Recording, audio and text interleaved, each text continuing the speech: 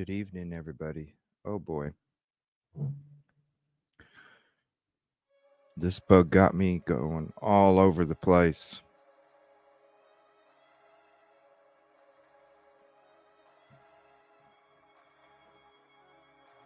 Bug got me going all over the place. Sorry about schedule being all crazy. Feel like I'm okay to do a show, go to do wake up. I'm like, damn. I'm still. This one's a doozy. Ooh. But I'm going to try and do it tonight. We're here. I'm going to try and do it tonight. I had a show tonight, woke up. I was like, yeah, there's no way I can do a show. So, went back to sleep for a little bit, took some more meds. Woke up, took a shower. I'm like, I felt great. And now it's like up and down. I don't know. It's crazy. But still going to be here. We're going to be doing a show tomorrow morning too. Period. And then I'll get some rest in between, and then I'll be on tomorrow night. And then we'll kind of wind it down this weekend. Saturday, I'm going to be doing the noon to 8 Grub Truck. I'm looking forward to that. Thank you for the sub, Joe, Electra. Appreciate that.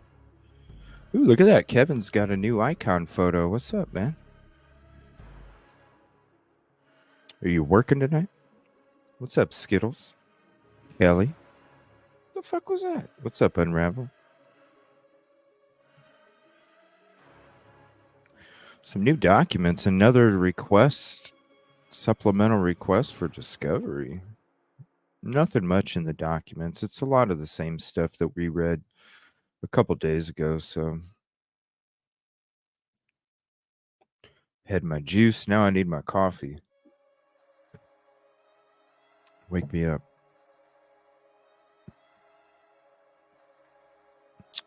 Yeah. Ooh, look at that, Skittles. You got a new icon photo, too. That looks pretty neat. What's up, Caddy? What's up, Katrina? Unravel. That looks pretty neat. Yo. Caddy. That looks pretty neat, Skittles. And doing a little light burning. What is that?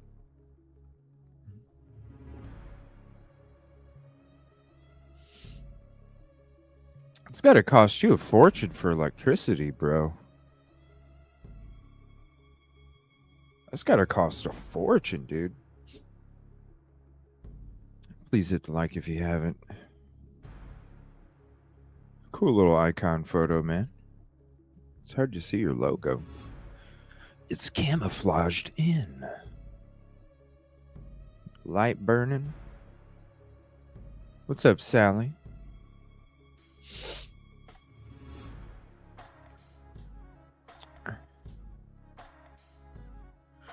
What's up?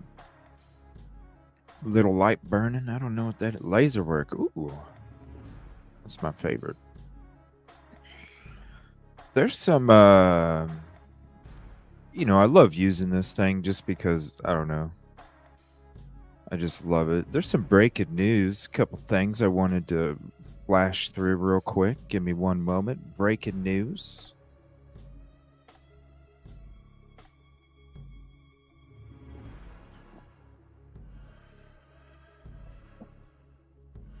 Happening now, the U.S. Justice Department continuing its investigation into allegations of abuse and misconduct by Trenton police. Today, Trenton's mayor is responding, and we're hearing from an attorney who says his client is a victim of police brutality at the hands of officers. Our Jeff Cole is live in Trenton tonight. Jeff? Yeah, Jason, it's clear the Justice Department probe of the Trenton Police Department is already underway. An attorney representing the police union today says that he is already in conversations with justice lawyers. The news that the U.S. Justice Department will probe Trenton police for brutality took some by surprise in this city of 90,000. This Yashika is in Donaldson Philly. says she's lived in Trenton's toughest neighborhoods. I've never experienced that with Trenton cops. I've always had good experience with Trenton cops. And I think with the crime that's going on now, I've never seen anything done to any of the criminals brutally. But some have. It's about time.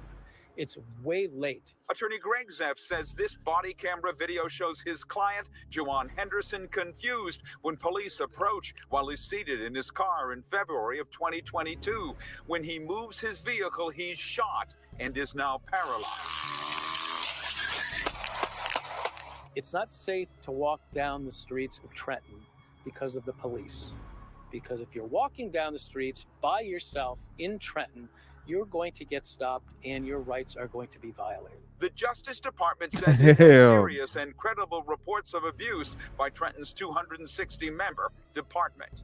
Our investigation will seek to establish whether these allegations are true and whether the Trenton Police Department is engaged in a pattern or practice of violations of the Constitution. The police union says it'll cooperate with U.S. Justice while protecting its members. In a statement, Trenton's mayor writes, "We thank and support the overwhelming majority of officers at the city, county, and state level who do the right things every day to keep Trentonians safe. Those officers have been instrumental in taking guns off the streets and preventing senseless acts of violence." In April of 2020, body cameras roll as Trenton police are called to a parking lot for 29-year-old Stephen Del Samore acting erratically. I'm gonna die, call for the transport. After a struggle, he dies. Police are cleared of wrongdoing, but Trenton pays nearly $2 million to his estate. We need police that engage with our citizens. We don't want it to be a war between citizens and police. Now, it does seem to be that this investigation is very well known in the city. Moving about Trenton today, number of people. Maybe that's what I need to do. Because I've been feeling like this community service type bug, and I thought it was like a political thing, but I couldn't quite put my hand on it. Maybe I need to become a fucking cop.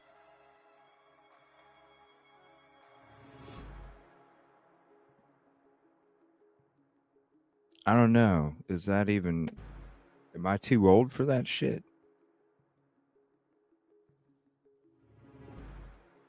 No, I'm for real. Like, I haven't been able to put my hand on it. I'm like, some kind of community, you know, something. I'm like, man, it's like political. I can't put my finger on it.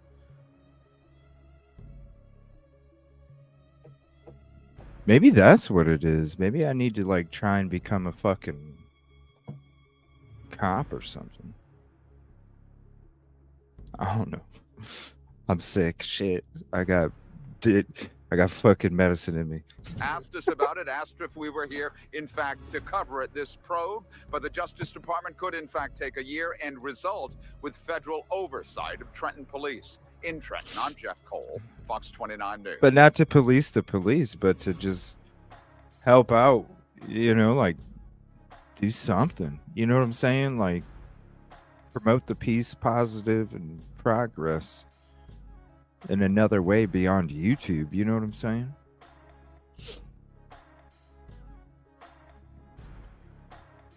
Oh, I could do the physical shit. And I'll learn quick, so schooling wouldn't be a problem either. All right, the next one we're going to get into is there's an escaped inmate, and they're talking about, can you dog the bounty hunters on talking, can you track, what does it say, can Mountain Dew and cigarettes be used to track escaped Georgia inmate? I don't know where. Bibb County, Bibb. Jennifer Denard Barnwell, 37.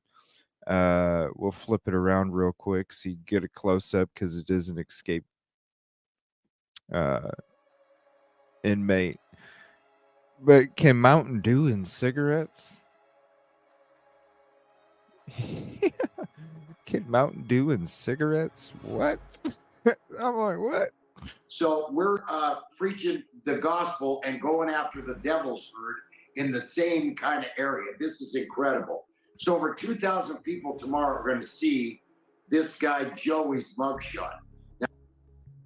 So 2,000 people tomorrow, we're going to see this guy Joey's mugshot. Why? Oh, February 22. Here, let me scoot me back a little bit.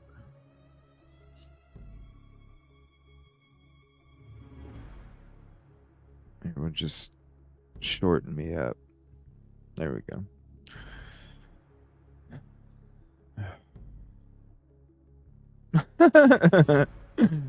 Yeah, Coffin Daffer with the bounty hunter.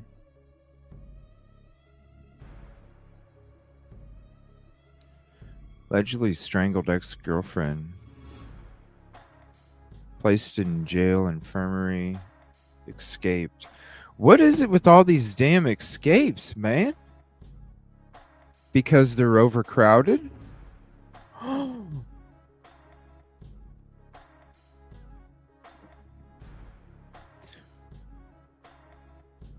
We were talking to Silky, and I was asking her some questions. Shout out Silky Southern Tea. I was asking her some questions. I was, like statistics and shit about. It's crazy how overpopulated they are.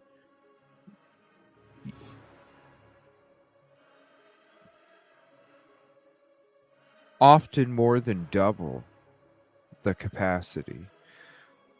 Often more than double the capacity, if not more. 1.5, 2.5, 3 is horrible. Oh shit, Katrina. Be safe. I don't know. Bibb County, Bibb, wherever that is. Now, what we know about Joey so far, this is how you track him, Chris. He drinks a lot of Mountain Dew. I mean, like 2 6-packs a day. He smokes Camel Blue cigarettes, and he smokes them all the way down to nothing. So you can go to stores to find out this stuff. Now, behind the prison, Chris, is a railroad track. That railroad track, and I have to refer to my notes here because this is really hot ongoing, leads to the Bond Swamp hunting ground. The Bond Swamp hunting ground, he goes there all the time and hunts. Right now, it's 12,000 acres. This might be like that guy that we all, helped with you too in Brazil. So 12,000 acres. Right now, it's archery season there, so he can blend in. Now, he had to get out of there quick. He's a handyman. That's who I don't think he's the ringleader. I think it was one of the other guys. He's such a good handyman. He knew what tools to get out of there. That's why the brothers took this guy with him, because he was the guy that saw. Yeah. So, we got what he smokes. We got what he likes to drink. He loves to drink Fireball whiskey and also Bud Light with lime. Then you go to store. So because he knew how to what? There's 4 escapees. Holy shit. And also Bud Light with lime. Smokes, we got what he likes to drink. So, we got what he smokes. We got what he likes to get out of there. That's why there was one of the other guys. He's such a good handyman. He knew what tools to get out of there. That's why the brothers took this guy with him, because he was the guy that saw. Yeah. So, we got what he smokes. We got what he likes to drink. He loves to drink Fireball whiskey and also Bud Light with lime. Then you go to stores and start asking people, have you seen? I am on this guy. He does have a couple family members that have threatened other people that they would kill their kids.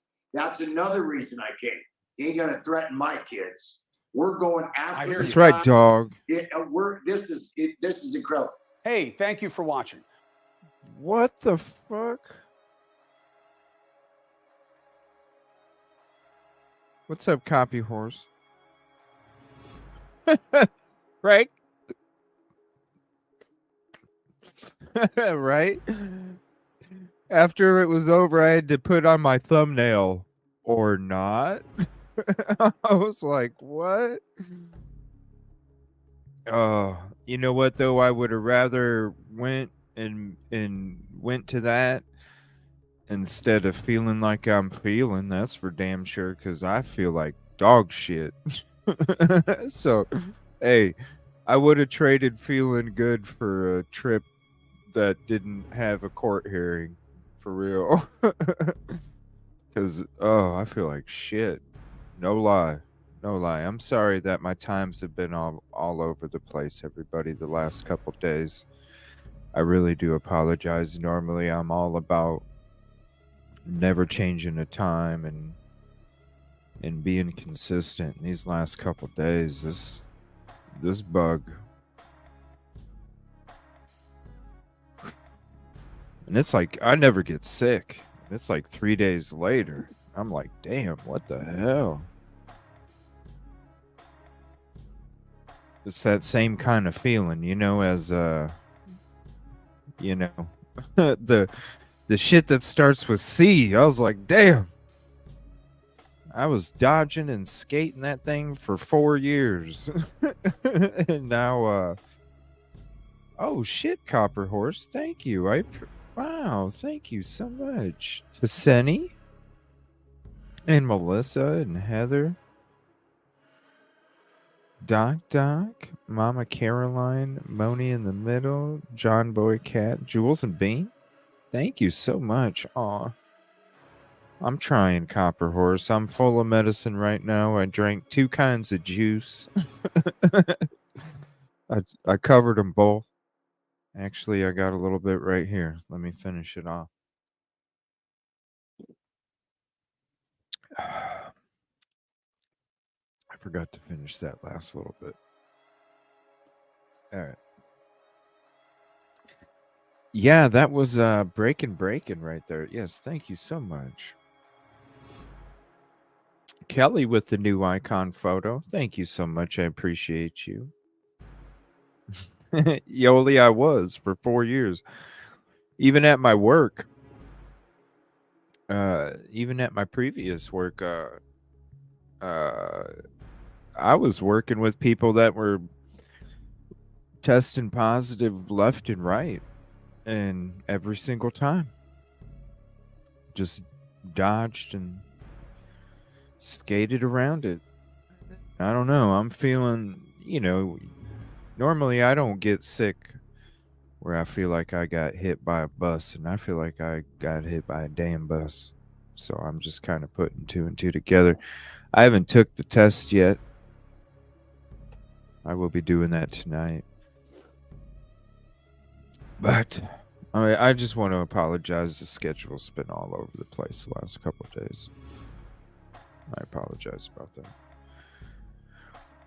Let's see what else we got here. And we are learning more about. Okay, no, we're not gonna. Let me see. Vandersloot, yeah, the Richard Allen court hearing, flipped a script. This is more on that. I'm gonna play a little bit more on that manhunt here. Whoa, there's some more information about this. Hold on a minute. What? They were warned? It turns out that fellow who crab walked out of the Pennsylvania jail and was on the run for 2 weeks. Wait, what is this? Why are we talking about Pennsylvania if it's about what? Corrections officer emailed the warden like 8 hours after. Okay, why are we talking about Pennsylvania, Ashley? You just showed a... What? It turns out that fellow who crab walked out of the Pennsylvania jail and was on the run for 2 weeks. It says Bibb County, lady. A corrections officer emailed the warden like 8 hours after the crab walkie business and said this is juicy. I'm just sending this because I don't want this to come back on us or Corrections Officer Hernandez in any way. Okay, why are we talking about Pennsylvania? Why are we talking about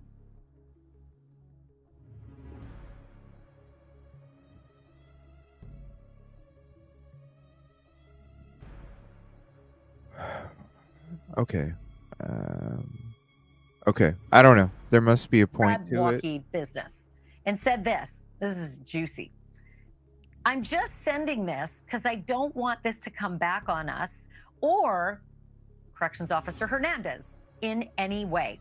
He noted back in July that this inmate was planning an escape. And guess what July was? That inmate's trial where he was found guilty of murder. I want to bring in Virgil Watkins. He is the commissioner of the Macon-Bibb County District 8. He's lived in Macon, Georgia his entire life. Mr. Watkins, when I looked at those photos, it just looked to me like it was impossible for no one in the jail to hear that massive renovation going on. Who's asking those questions and who's facing the music on this right now? Yeah, look, we've been frustrated about this for a long time. The sheriff's office has only provided us with one update that I think you guys that we've all seen. We're still waiting on more information and also who's being penalized. Right now, there have been no reports of firings, disciplinary action, or anything for that nature. So it's a very frustrating situation down here. I want to get to the status of the manhunt because that's really like happening as we speak. There's still 4 guys out there who are getting increasingly more desperate as they're out trying to escape for their lives, right? Especially the guy who's up for murder, because that could be life.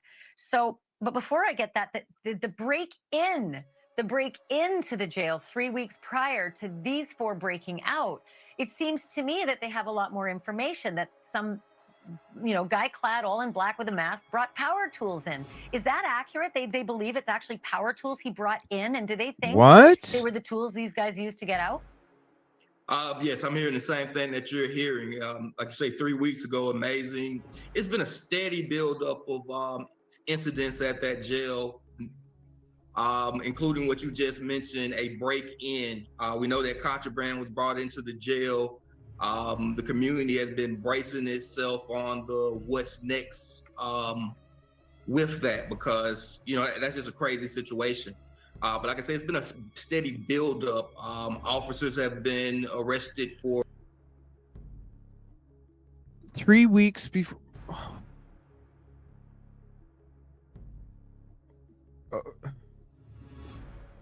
Hold on. Let me flip this around so you can see this a little better.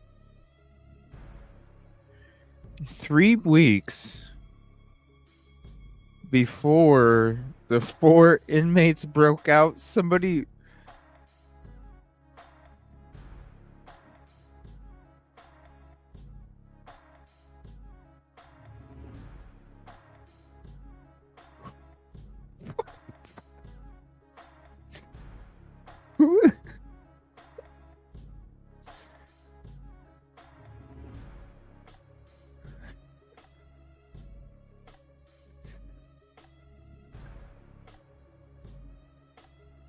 Who in the fuck breaks into a prison? Who breaks into a prison?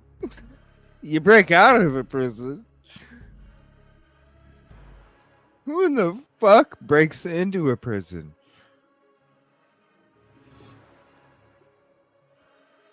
It's like I'm watching an episode of How the Earth Was Made. And you're watching a part of how the Earth was made, and you're like, holy shit. I never knew that was even fucking possible. It's like, what the fuck? Somebody breaks into a fucking prison. Broke in, not out. It's not a typo. It's not a mistake. It really fucking happened. This is real life.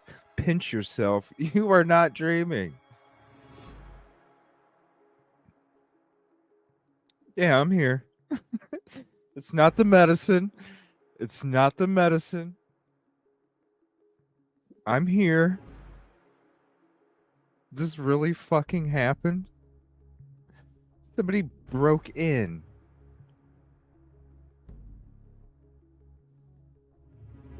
To the fucking prison. We know that contraband was brought into the jail. The community has been bracing itself on the what's next.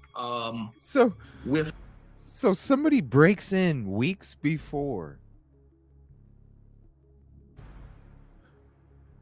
Like, not somebody broke out, somebody broke in, and you don't have your shit on lockdown? You don't have your shit on high alert? You don't have your shit extra precautions? Like, somebody broke in, dude, not out.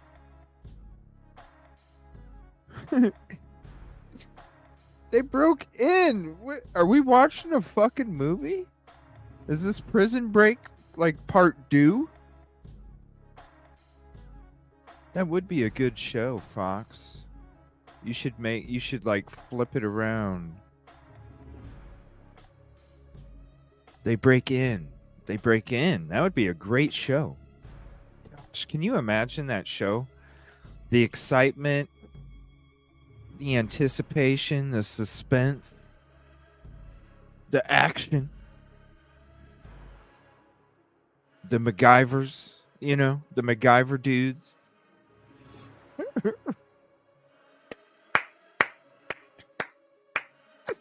Right there. Prison Break. In. Yep. Oh, shit. Kevin. Like, what's up? Oh, my Lord. If you ain't noisy, dude, hop up on panel here.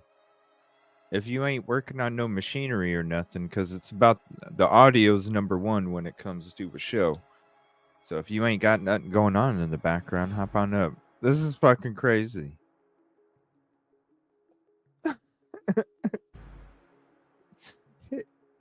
Like, what? I'm like, hold on, did I hear that wrong? Is it the medicine? Like, what's going on here? No, it's real. It's real. Shit happened. And somebody breaks in. Oh, okay. That's cool, man. What's up, Bianca? No, that's cool, man. Yeah, the if they broke in weeks before, then how in the hell is this place not on extra alert? That's just crazy. I'm not saying it's the first time that somebody broke in.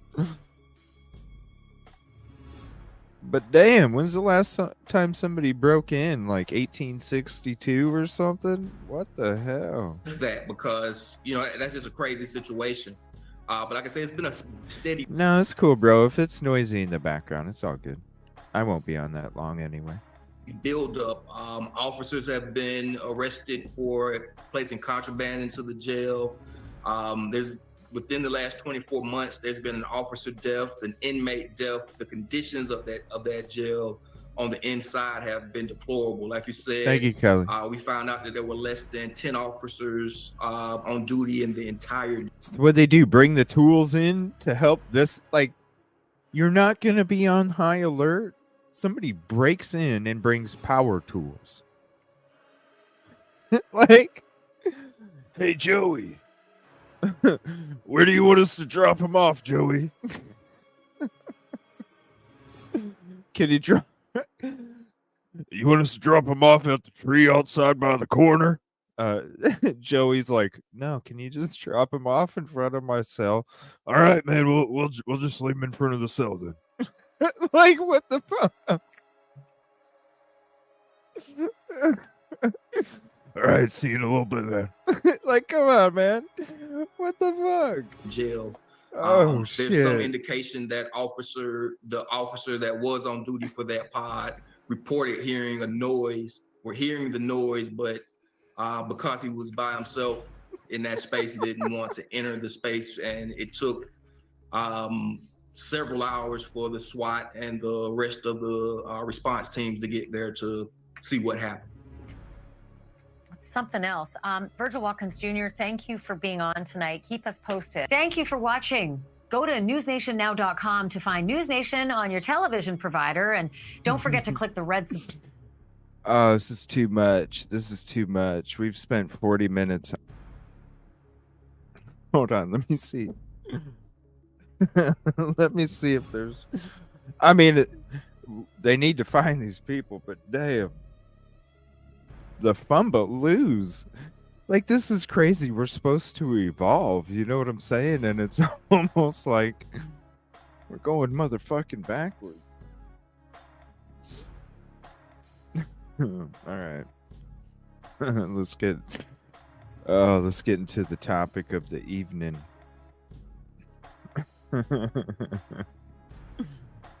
Oh my gosh, this is crazy.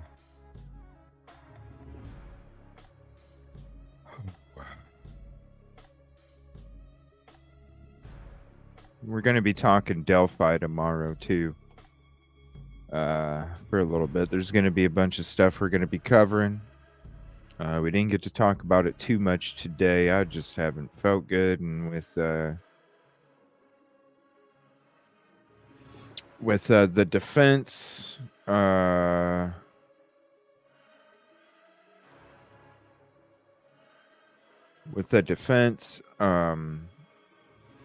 dropping out like that, I was like, all right, I'm just going to get some rest. So I just got some rest instead. So let me switch to Twitter here real quick. I want to share something here. Go ahead and change this since we're getting into the show.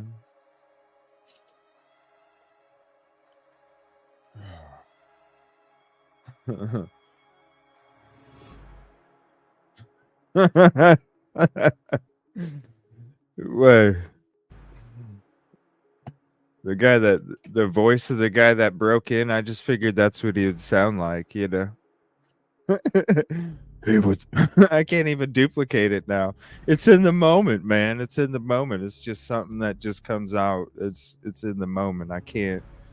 Sometimes I can't duplicate it. So, hey. Rewind a little bit if you want to hear the guy who broke in and dropped the tools off in front of the cell. What the hell, yo? What the hell, yo? All right, if you're not following me on Twitter, here's yeah, cowboy voice. Right? Oh, I can't even. I'll try and do it, but I'll probably just ruin it. It's in the moment, you know. Yeah, see, I'm like sounding like fucking Cookie Monster now. It's not happening. It's not happening. That's 2 times now I was sounding like Cookie Monster.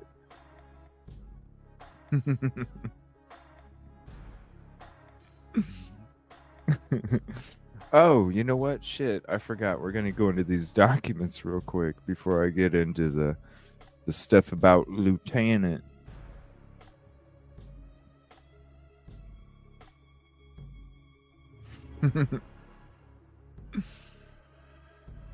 Oh, and I got Stormo sent me some more stuff here. Yeah, interesting. Shout out Stormos on Twitter sharing info. All right, here's the documents. Give me 1 second. Yeah, I can't. I'm afraid to even try and do it again because I sounded like Cookie Monster twice now. And yeah, it's not good.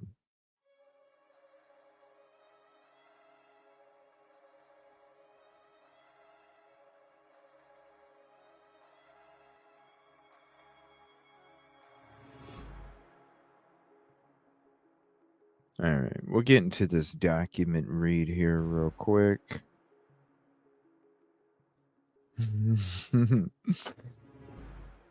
It's crazy. I don't get it. I just don't get it.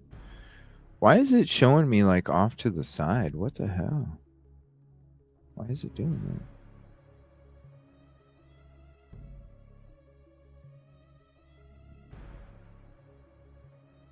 that? Huh. That's weird. Well, here, let me fix it.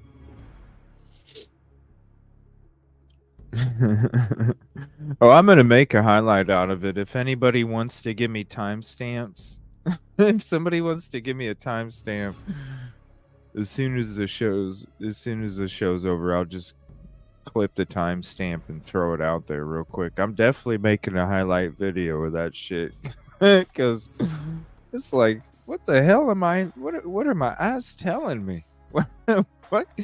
It's not the medicine. I know I'm not sleeping. I got enough rest today. And then somebody breaks in. Yeah, howdy. Just here to drop off some power tools for the mate. Do you want me to drop them? What's up, Tara? Do you want me to drop them off by the tree in the back of the corner? No, man, I want you to drop them off in front of the cell. All right, then. I'll just break in. I'll just break into a fucking prison. Oh, my Lord. You know what I mean? This is like shit that would happen in like my Red Dead Redemption 2 game. You know? Like somebody breaks into a prison in the 1800s. Not in 2023. Like with all the surveillance we have, somebody breaks in 3 weeks before the escape and the escape happens. Like what the? Not only somebody breaks in, but 3 weeks later, 4 people break out. I don't understand. I just don't understand. Thank you all for hanging out with that cop chase. That was pretty fun.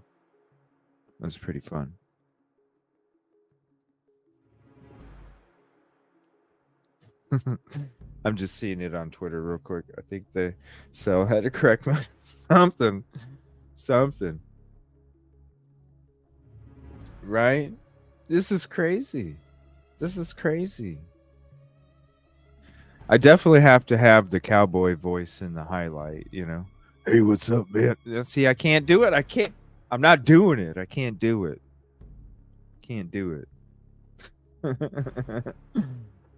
Oh shit. I'm not sure, man. I'm not sure how I'll be feeling after the show. I can let you know like after the show. It was like earlier, man. I was doing good and all of a sudden it just I'm doing okay right now.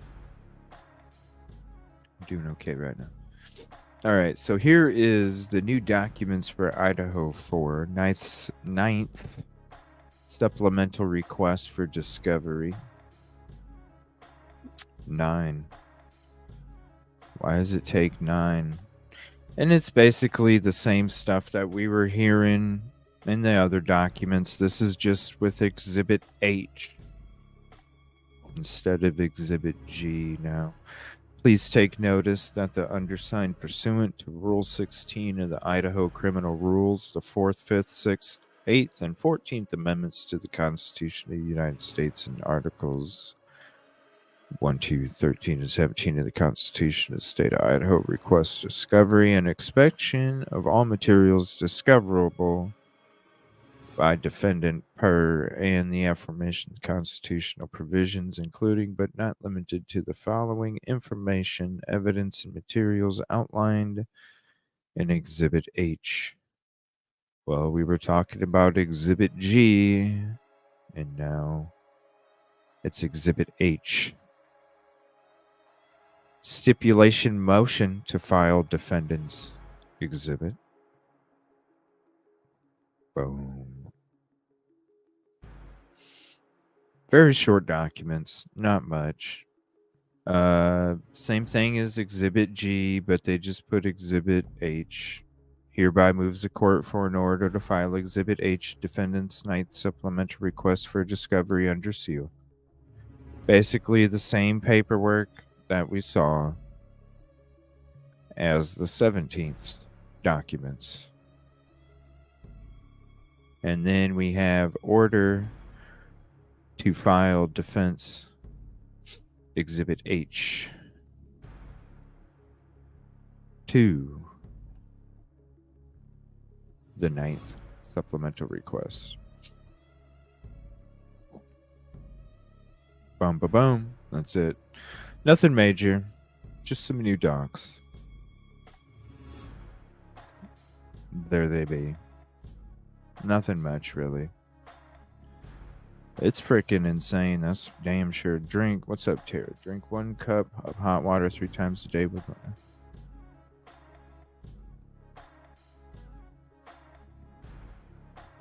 apples. Ooh, vinegar? That stuff smells gross. Ooh.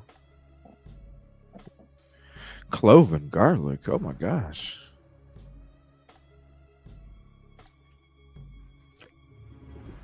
That's interesting.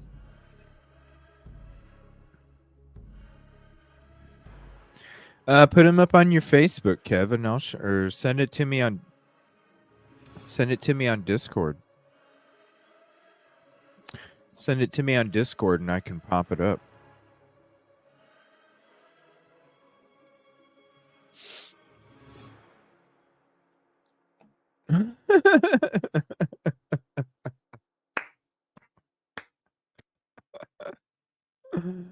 Yeah, just send it to me on Discord, Kevin. I can show it. Juice is good. Juice is good. Oh, I know. I should be drinking juice instead of coffee. Honey, cayenne, whatever. Oh, okay. Apple cider vinegar. Okay. Apple cider vinegar is like a cleanser, huh? Really?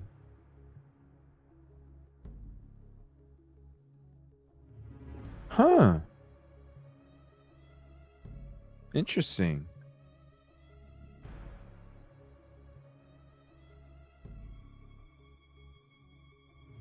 Wow. Okay. That's something I could probably do because I love me apple juice. And I guess I could always mix apple cider. I don't have it. I mean, but that's something I'd have to try. Yeah, I could do that.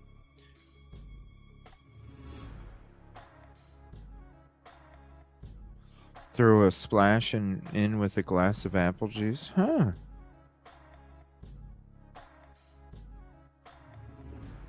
Yes, thank you, Copper. I appreciate that so much. The gifted memberships. Wow.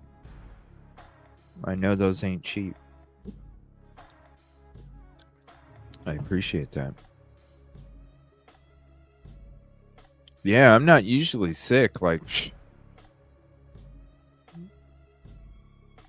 But everybody was getting sick so much lately, and I'm like, yeah, man, my immune system is, because I just don't get sick, and all of a sudden it was like, hey, guess what, CJ? All right. Yep. I'm sitting there walking around, not really washing my hands like I usually, Yeah. And then look what happens. Boom. Going around getting the rest of my gear for the trip and shit, and getting errands done and all this other stuff, Boom. Gargle peroxide. Whoa. Yeah, I know. That sounds good, don't it? Like if the apple cider vinegar with some apple juice. It does a lot of good, but you have to ease into it. Kevin says, hell no to gargle peroxide. Yeah, that was my same. Real honey and hot tea. That sounds so good. Aw. That sounds so good.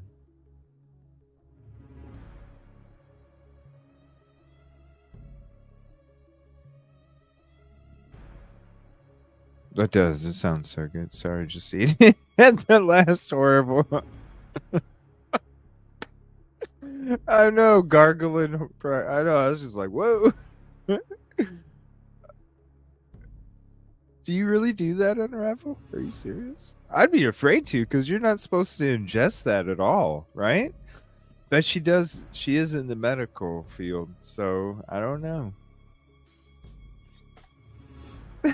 It's just, it sounds shocking. All right. All right. We're going to get into this. Is, again, Stormos.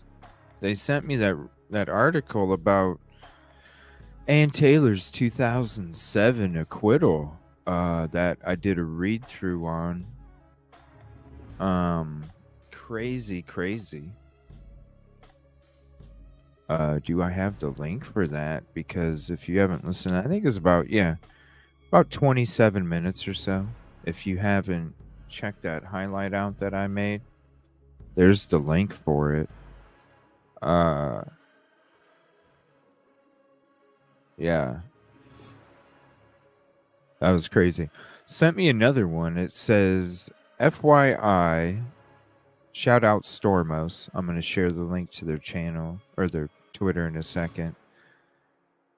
It says, FYI, Mark Carver convicted of unaliving from touch DNA, which was transferred from the cop shaking his hand when he was spoken to near the crime scene. The cop had transferred his DNA onto the victim's car, spent 10 years in prison.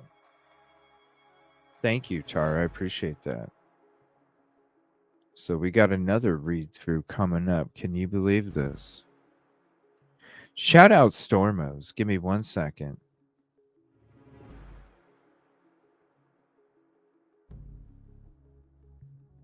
They just followed me on Twitter the other day, sent me some great articles, and just shout out to them. A lot of great, even though it's not a lot of content creation on Twitter, a lot of great sleuthers out there on Twitter. Appreciate that. So shout out again. Storm OZ2023.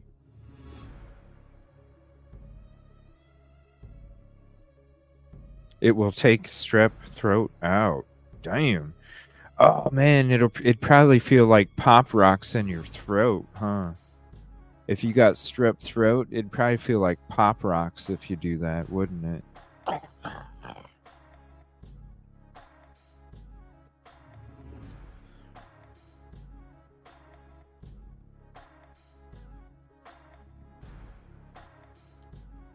So here's the tweet. Definitely, if you're on Twitter, definitely heart it and retweet it. All right, we're going to switch to the article here. Mark Carver. Whoa.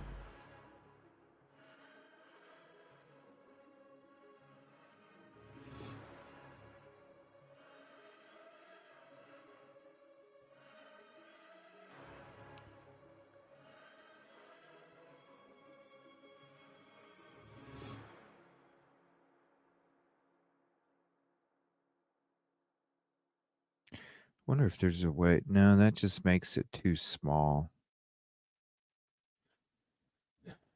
Hold on. Okay. Yeah, I'll just read it like this. Swish. I know pop rocks, right? All right, so here's the link. Wow, this is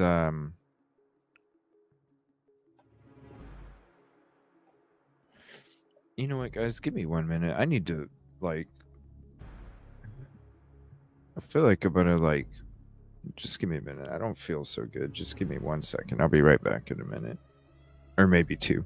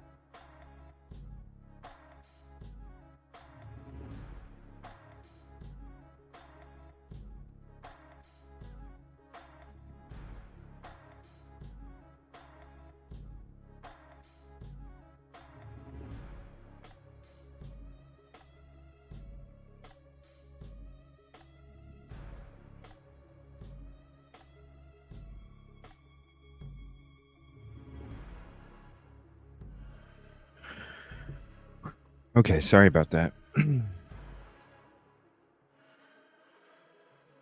All right. Okay, so I want to start this over and say shout out to Stormos on Twitter. Let me put the link in chat here again.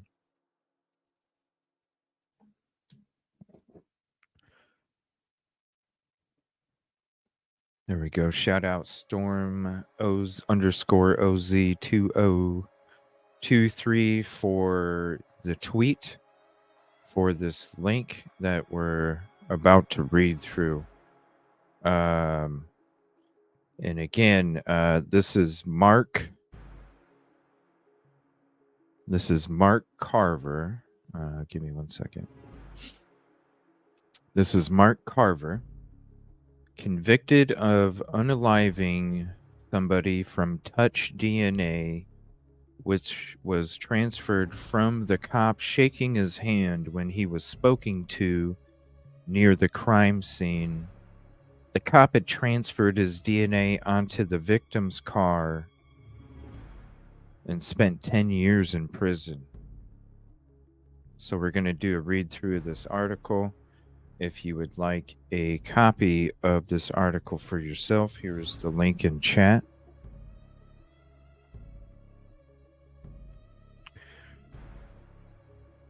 There it is right there. Mark Carver, all other North Carolina unaliving exonerations. State of North Carolina, County of Gaston, unaliving somebody, reported crime date 2008, convicted 2011, exonerated in 2022 for a life sentence. Contributing factors: false or misleading forensic evidence, perjury or false accusation, official misconduct, an inadequate legal defense. Did DNA evidence contribute to the exoneration? Yes. This could be an interesting read from the National Registry of Exonerations. Just before 1 p.m. on May 5th, 2008, a man and a woman on jet skis spotted the body of a woman next to a vehicle on the banks of Catawba River in Belmont, North Carolina. The man flagged down a nearby construction worker who dialed 911. Officers with the Belmont and Mount Holly police departments arrived at the scene and were able to identify the woman as 20-year-old Irina Yarmolenko, a student at the University of North Carolina at Charlotte.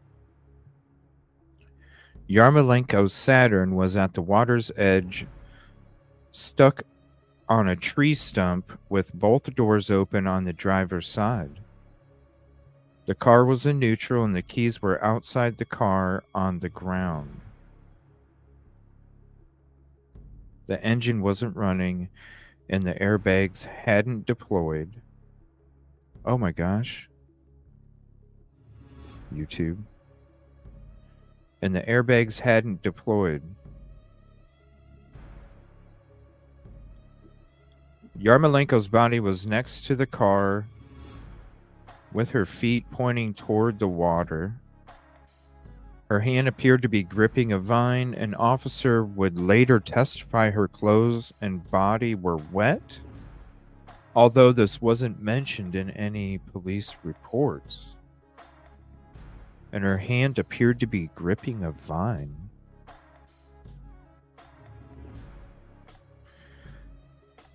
An autopsy performed the next day found that Yarmolenko had been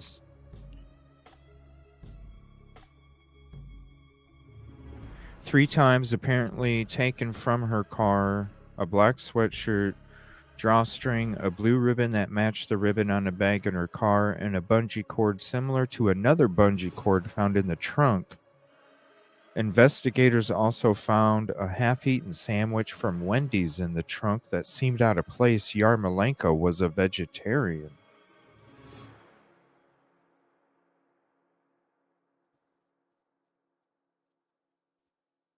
From interviews and surveillance videos, investigators were able to build a timeline of Yarmolenko's movements prior to her passing.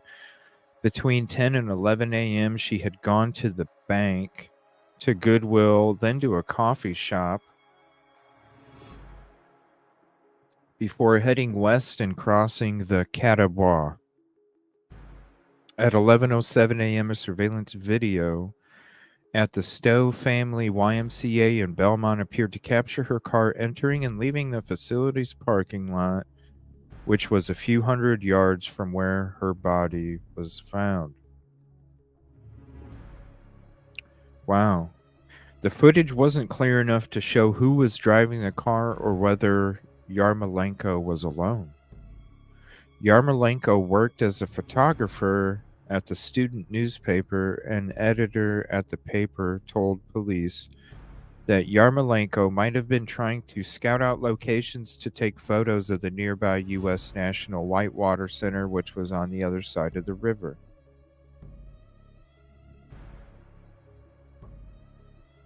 About 2:15 p.m., an officer with the Mount Holly Police Department interviewed Mark Carver, who was fishing about 200 feet from where Yarmolenko and her car had been found. Carver said he and his cousin Neil Cassida had gotten to the fishing spot about 11 a.m. Carver said that at around noon, he and Cassida had heard something that sounded like a bulldozer scraping the ground. He gave the officer his contact information and Cassida's information, then shook hands with the officer and went to pick up his daughter. Carver returned to the river later that day. He said he had forgotten his fishing net. The officers wouldn't allow him to retrieve the item. Carver returned the next day, but the net was gone. The Belmont police towed Yarmolenko's car to a secure garage. The Gaston County Police Department processed the car for fingerprints on May 5th and May 7th.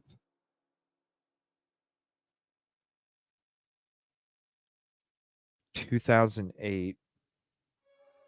Carver gave a formal statement that was written down by Detective Lloyd Addis of the Mount Holly Police Department on May 5th, 2018, and provided more detail about what he had seen on the river. He mentioned the jet ski riders as well as another boater, and that he had heard the man on the jet ski tell the man in the boat to call 911.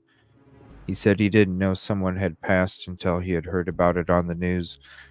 This is, if you're just joining, this is about Mark Carver, a person that was convicted of unaliving somebody from touch DNA, which was transferred from the cop shaking his hand when he was spoken to near the crime scene, and then his touch DNA from shaking the officer's hand was then transferred onto the victim's car. And this man spent 10 years in prison before he was exonerated off of DNA. Now, this is... think about it. Come on. That's why people need to slow down when it's 100% guilty, everybody, because what if you were Mike Carver? What if you were Mark? I'm sorry. What if you were Mark Carver? Would you want somebody on the outside, like being Mark Carver? You know how he would have felt if he would have had all these people on YouTube screaming 100% guilty no matter what, because his DNA was at the scene. Shit happens, bro. That's why you always got to think about if it was you. Shit. Right here. Shout out Storm OZ. Appreciate you.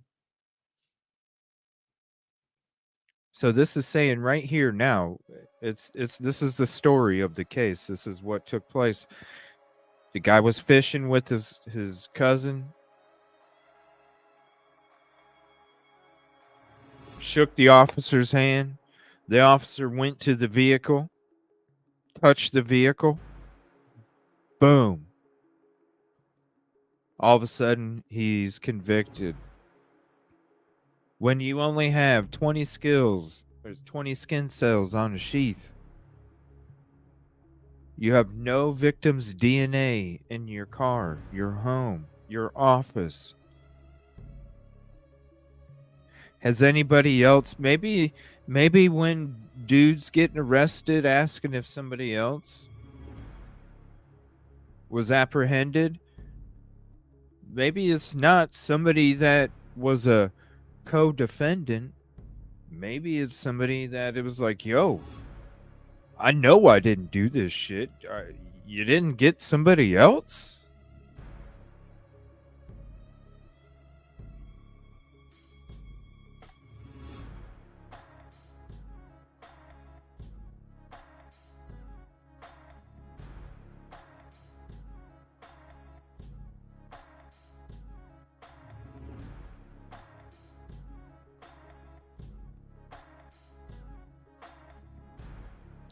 Yeah, this is going to be a highlight too, because who knows about this even?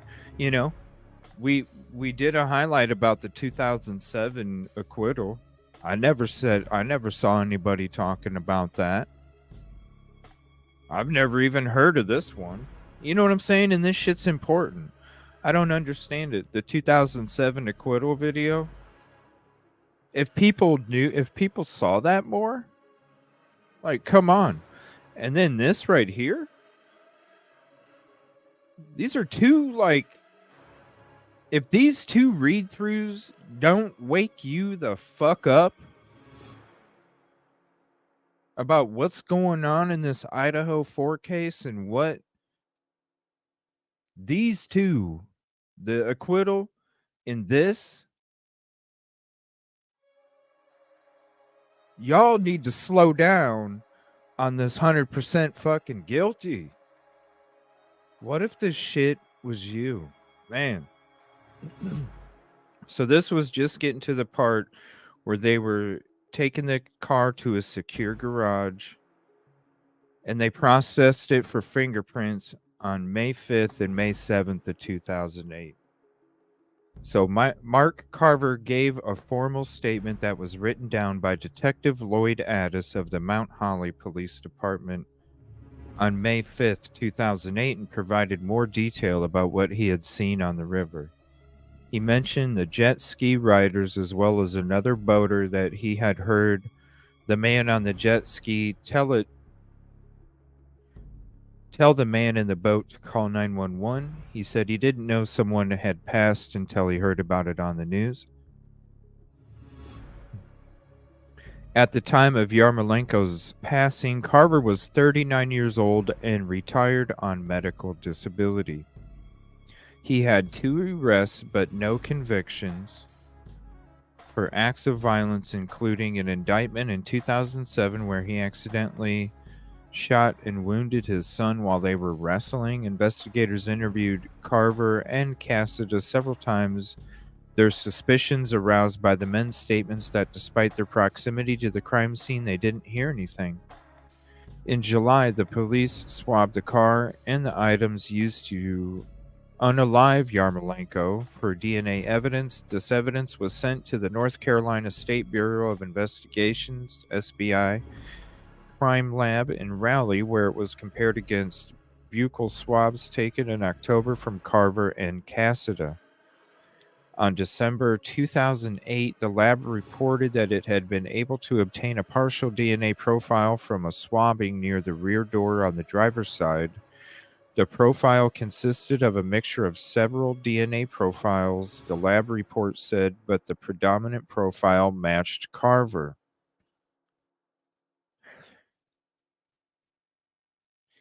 These two article read-throughs, yo, if these don't wake you up,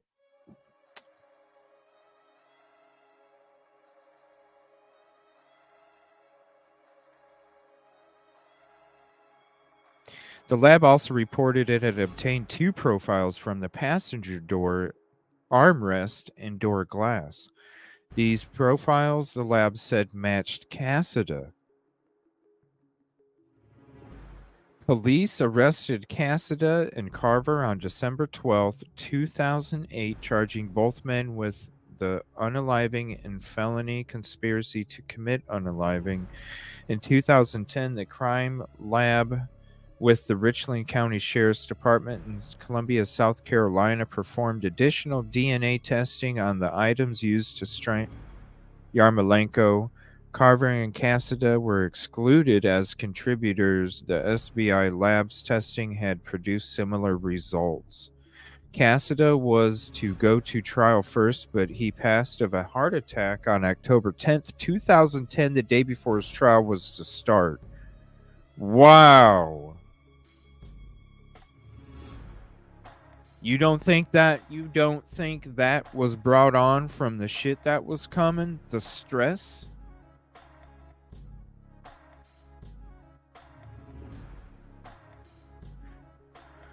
That's so sad to hear. Thank you, Yoli. I appreciate you so much. Little kitty. Appreciate you. Wow.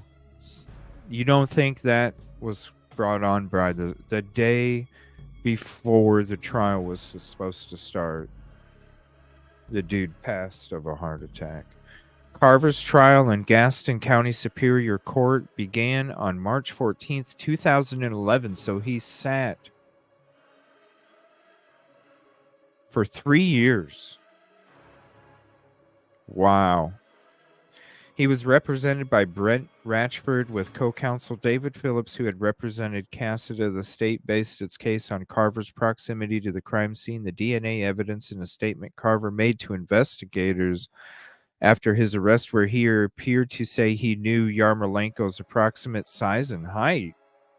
What? Maybe because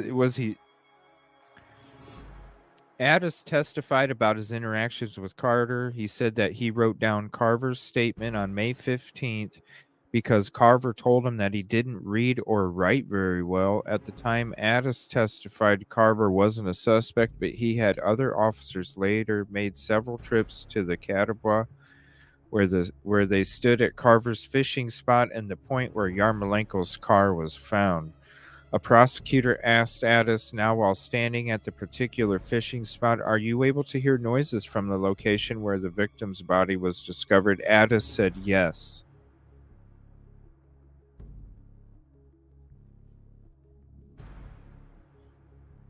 A prosecutor asked Addis, now while standing at the particular fishing spot, are you able to hear noises from the location where the victim... Yes. Then the prosecutor asked, how could he be sure...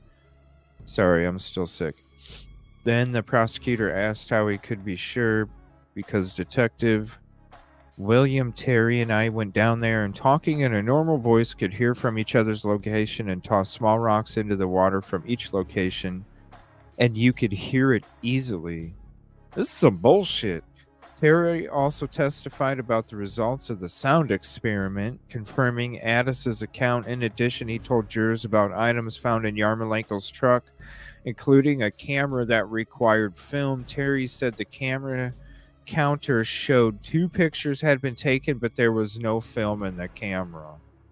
Dude, if this is not like some PCA shit, like, yeah, the white car... Thank you so much, Tara. Keep it up. Aw, thank you so much. That's the prickly pear working out. Thank you, Tara. And I'll get to all your comments here after the read-through's done. You know, the white car was here and here and here and here and here and here. You know, investigators, how many vehicles did you start off with when you started looking at the vehicle? We started off with 19 to 22,000 vehicles. Yeah, that's where we started. Oh, okay. You're starting off with 19 to 22,000 vehicles. But yet you got the white vehicle going here to here to here to here to here to here to here to here. Give me a break. That's what this sounds like in this fucking. Yeah, we talked normal and we could all hear each other and stuff, and we were even tossing rocks down in the river, and yeah, we could hear everything. 100%, absolutely, yes. Let's just, let's just get all these little things, and let's just some Nancy Grace shit, right? Nancy Grace was doing all this shit. I'm going to do some Nancy Grace shit. I'm going to take all these little chunks and just kind of put it together and form a little ball, right? Like you're making a snowball. You get little parts of the snow off the lawn, getting it together, packing it up, getting it nice and rounded.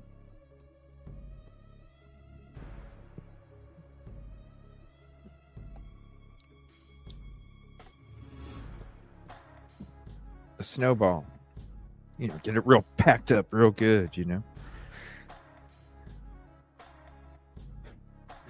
And plus the camera's counter showed 2 pictures had been taken, but where's the film? Oh my gosh.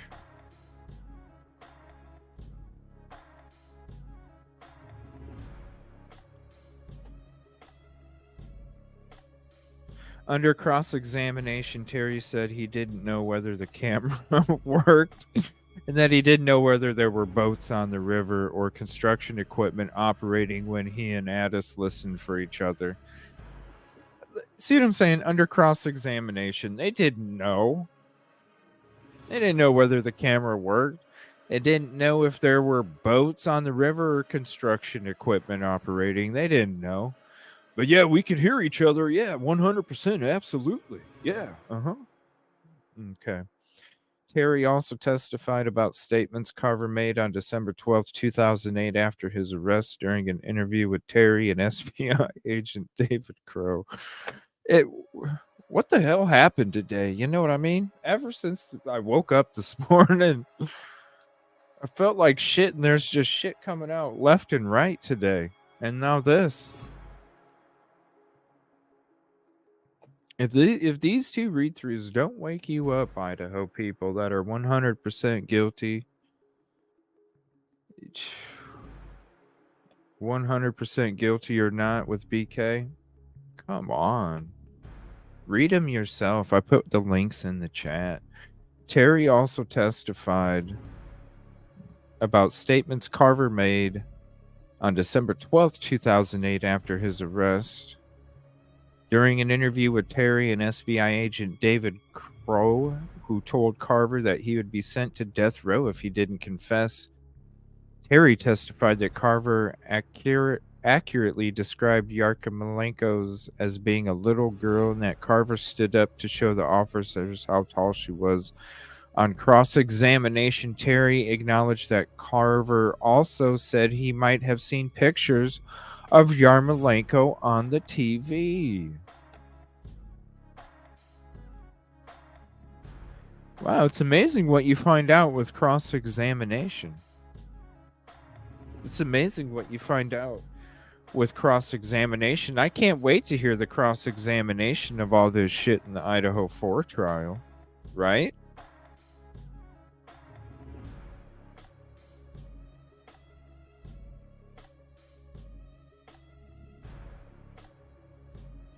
Terry was one of the first officers on the scene, and he testified about Yarmolenko's appearance. She was laying on her back with 3 things wrapped around. He said her body was wet, her clothing was wet, and it appeared her hair was wet as well.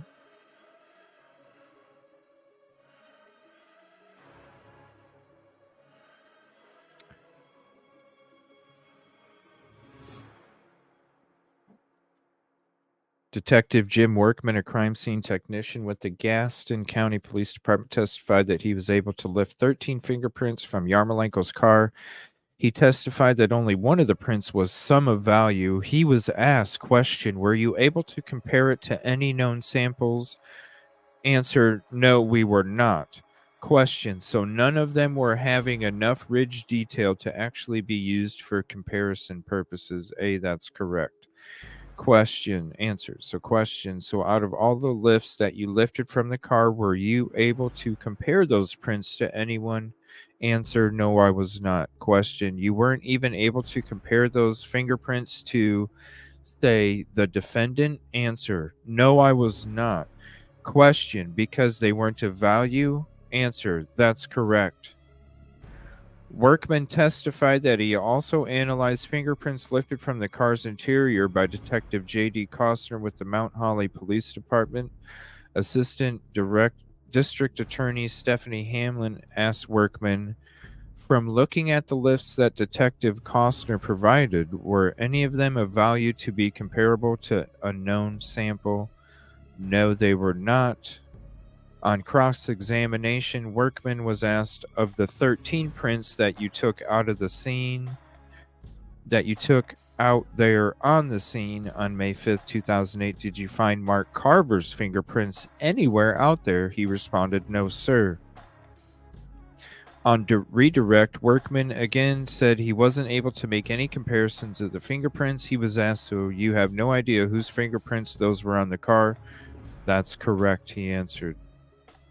Karen Winningham, a forensic scientist with the SBI, testified about her analysis of the DNA evidence collected by the sheriff's office in Gaston County. She testified that the evidence was so-called touch DNA, typically left after a person's touches a surface and leaves skin cells. Winningham testified that she was able to generate a partial profile from genetic material left above the driver's side rear door. Knife sheath?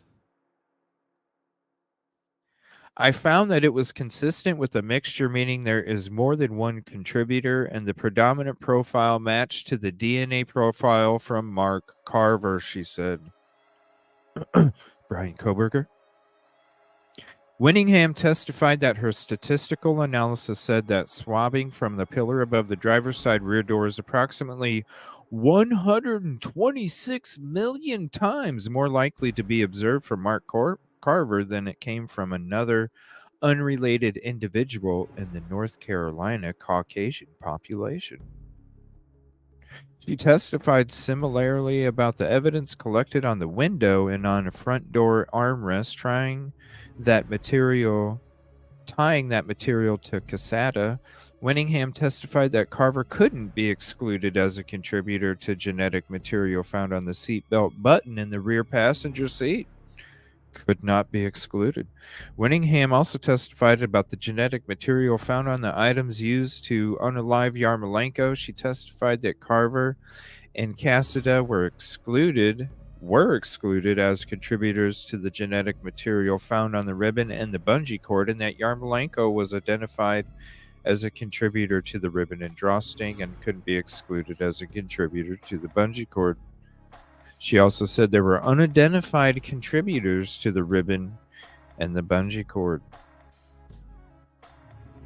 During cross-examination, Winningham said that she did not think the DNA attributed to Carver was a result of tertiary transfer, meaning that person A came in contact with person B's DNA and then person A deposited that DNA on another surface. I'm not saying that this is not possible, but it is not probable, she said. Coffee cup? Microphone stand? Said it plenty of times. After the state rested, Carver's attorney moved to dismiss the unaliving conspiracy charges. Phillips said there was no evidence that Carter had unalived Yarmolenko or that tied him to the crime weapons. He said the fact that Neil Cassada may have touched one side of the car, Mark Carver touched the other. Did they touch it at the same time? Did one touch it at 11 and another person touch it at 1? Hey, Neil, go look down here. Look what I saw. That doesn't prove the crime or unaliving somebody, Your Honor. It proves that they may have touched, in the light most favorable to the state, they may have touched the car. What's the conspiracy? Assistant Director Attorney William Setzer said it was possible that Carver's and Cassida's DNA had been washed away from the bindings after Yarmolenko was placed in the river and then drugged back. What the evidence did show is a very isolated place in a very short time period with two people there with their DNA present and near a recently unalived female. Judge Timothy Kincaid dismissed the conspiracy charge, but not the unaliving charge. Carver's attorney presented no witnesses in closing arguments. Stetzer finally put forth a motive for the unaliving. He told the jury he believed Yarmolenko took a photo of Carver and Cassida doing something that they didn't want anybody to know about. The two men attacked her and then took film from the camera. The jury convicted Carver of first-degree unaliving on March 21st, 2011, and he was sentenced to life in prison. We're about halfway through for the article. I'm going to go ahead and read some more of your comments real quick. Sorry, this is a long article. I appreciate you guys. I didn't realize it was this long. We're only halfway through.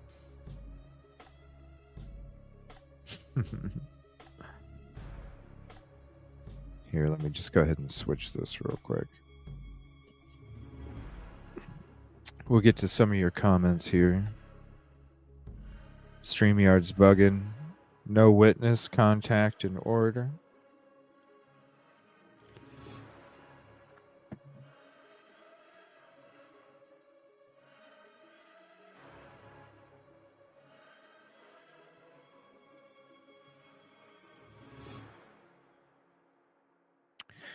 That's right, Kelly.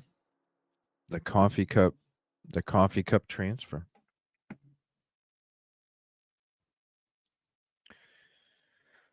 Oh, Nina, oh yeah, I did see something about her, like something with the baby acting up or something, right?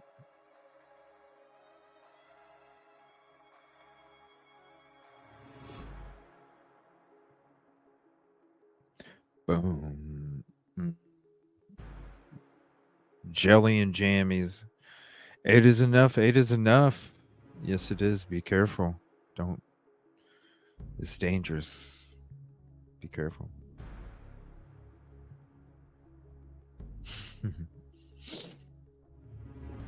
I needed a little damn break there. Hold on. Let me see if there's anything breaking real quick. Then we'll get back into that. That's a lot. But man, it's very interesting. These two read-throughs. More people need to hear about this shit that's going on, man. Let's see. People freely breaking into jail shows incompetence. Yeah, no shit. We covered that at the beginning of the show. But we got two highlights out of the show tonight. We got the freaking highlight about the freaking escapees. Excuse me.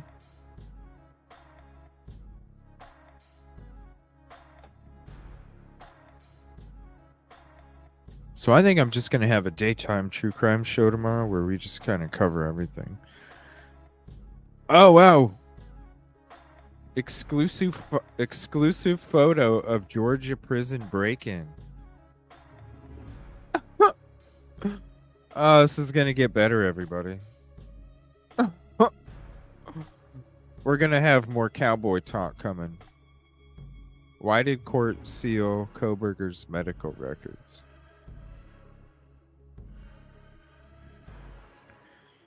Let's go ahead and watch that real quick. We already played some News Nation already, and they're gonna take all the revenue anyway. You play 10 seconds of their video, they take all your ad revenue from each video. It's ridiculous. You know, you can use our shit for free, but we can't use yours for free. It's fucked up. Let me share this real quick. Is it going to play it or what? But it is kind of weird. It's a rare point of agreement between prosecutors and defense attorneys on Kohberger. We'll get back to that document in a second. This week, both of these parties got a protective order keeping Brian Kohberger's medical records off limits to anybody other than, quote, defense counsel, investigators, and retained experts. And the big question for this is, why is that necessary? Medical records are already protected by federal law, HIPAA.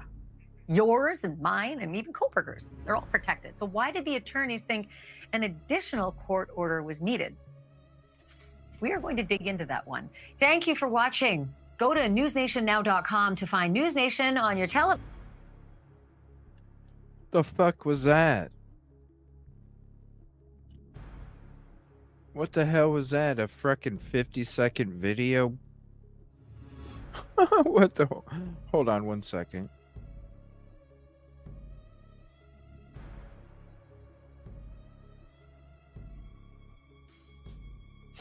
What the heck? A 50-second video. Here, check this out. I'll be right back. I gotta take a break here real quick.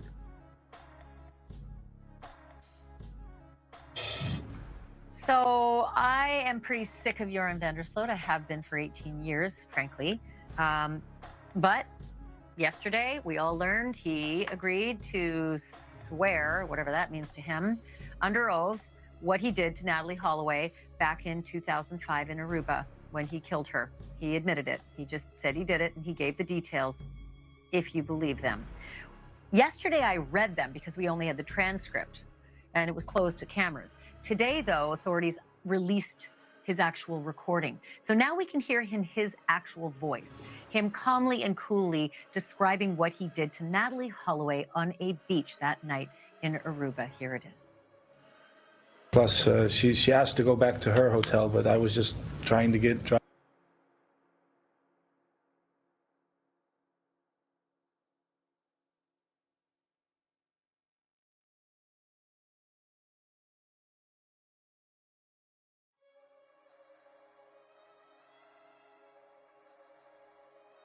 Well, hello there. How is everyone? I hope you're all well.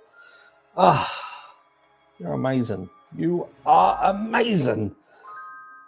I can't believe there's people who don't actually like it when I tell you guys that you are amazing. I've got a message for them people. Bollocks. Anyway, we're going to get straight into the meat and potatoes, as this is video 2 of 2 today. Now, I'm guessing you may have missed video 1 because I did it early. I was up at the crack of dawn, baby, because Brian Kohberger's auntie had spoken out. And do you know what?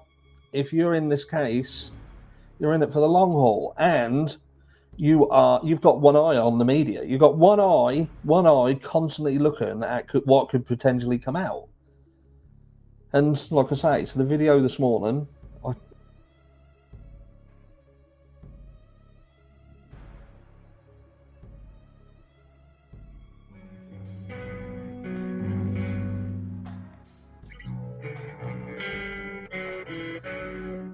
Kohberger's alleged aunt is breaking her silence on the horrifying case out of Idaho and revealing more details about what may have led up to the tragic killings. The aunt, who remained anonymous, spoke to the U.S. Sun and said she struggles to watch the news as detectives revealed facts from the early morning hours of November 13, 2022.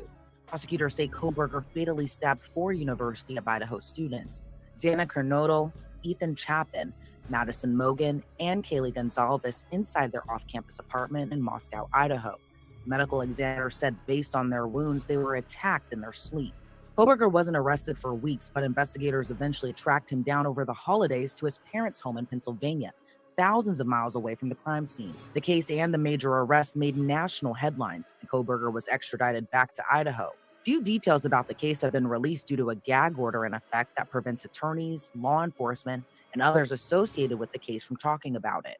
Now, Kohberger's alleged aunt is speaking out, saying she was at a loss of words when she heard about what her nephew was accused of, and said she isn't ruling out that he is responsible for the tragic murders. As Ann explained to the Sun, there had been a lot of drama in the family around the time of the murders, which couldn't be elaborated on for legal reasons. What? She says even before Kohberger's arrest, she had not spoken to his parents, but said their worlds were turned upside down.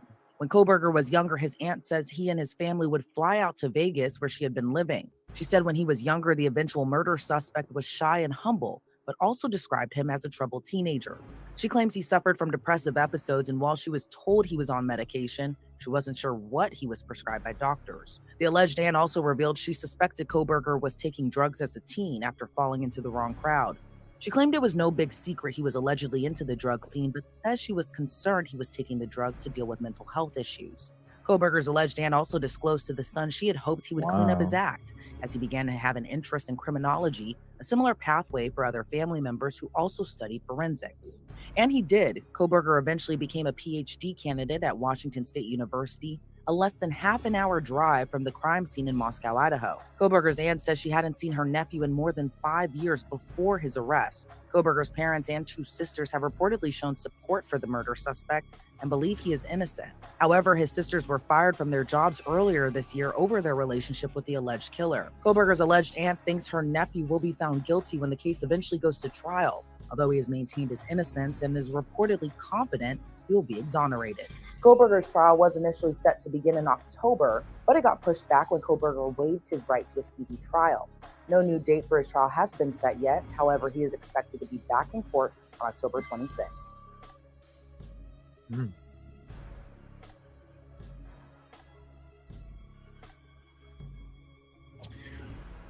Aunt had a lot to say, huh? Yeah. There's also an article where that discusses it, but I'm not sure if it's any different than what the video said. Like, what's her angle, you know? She was talking a lot of shit there. I mean, but the family was going, it sounds like mainstream media damn near. Hold on, I want to play that again. This Brand may new be details were just released. Huh? This may sounds be the aunt that is divorced from one of the brothers of Kohberger's father. That gives us insight into quadruple murder suspect. It seems to me like she had a lot to say and a lot of shitty things to say. Like, well, I don't know. I don't know. Like, Yeah. what's your angle? You know, like, But like you know, the the family was article- going through hard times, you know, and I told him to clean his act up and all that. It's like, what? Where are you coming from, lady?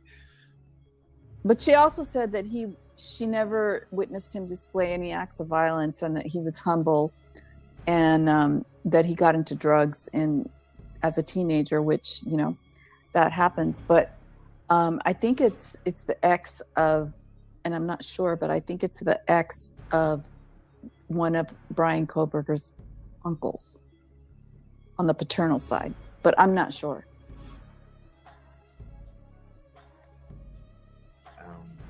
It just sounds like, how do we know that she doesn't, you know, like, how do we know that she doesn't eat moldy cinnamon roll bagels? You know what I'm saying? Like, how do we know that she, you know what I mean? Like, like, you're gonna say that because somebody had an addiction to substance and their family was going through hard times, you know, like, okay, what if you eat moldy cinnamon roll bagels? Like, that's not healthy either.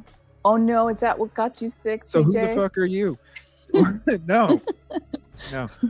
No, I think what got me sick is just fucking working and just, oh my gosh, just working like crazy. Plus I was out at a lot of stores the last few days kind of getting ready for the upcoming trip, so You may have picked something up.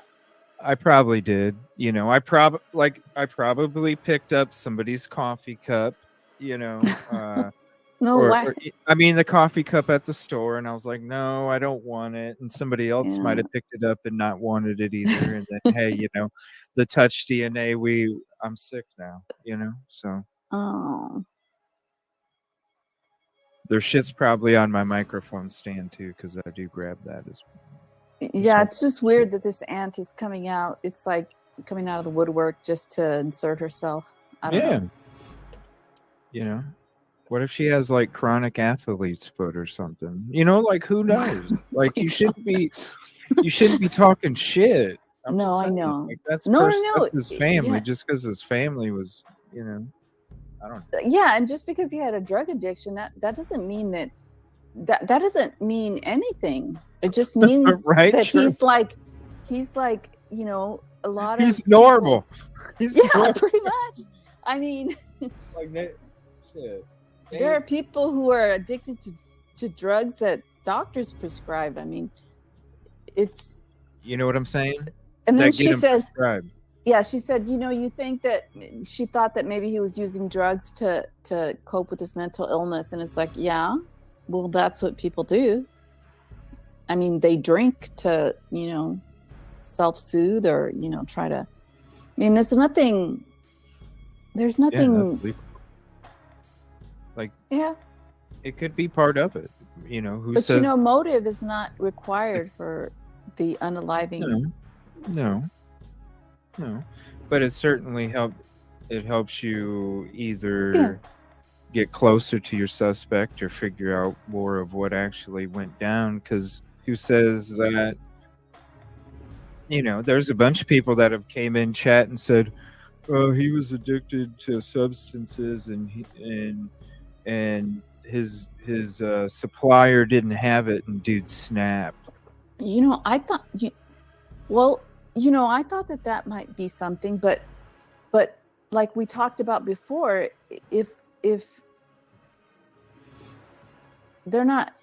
don't have their substance, that they might be sick, but does that mean they're going to snap? Not necessarily. They may not have the energy to snap. Well, that's what I'm saying. Like, it doesn't matter. Like, doesn't matter. No, because it should be obvious that crime was not committed over substances. No, the crime was committed over rage. Yes, and you made a good point about that. It doesn't. Oh, where'd she go? It just doesn't make any sense. It's too emotional. Yeah, and it might be that there was two different set of circumstances that happened all at once. Meaning, the second floor and the third floor, they may have been two different circumstances. Who knows? It just seems like she's cranky. Maybe she's just mad because she got divorced from dude, and she just talked shit.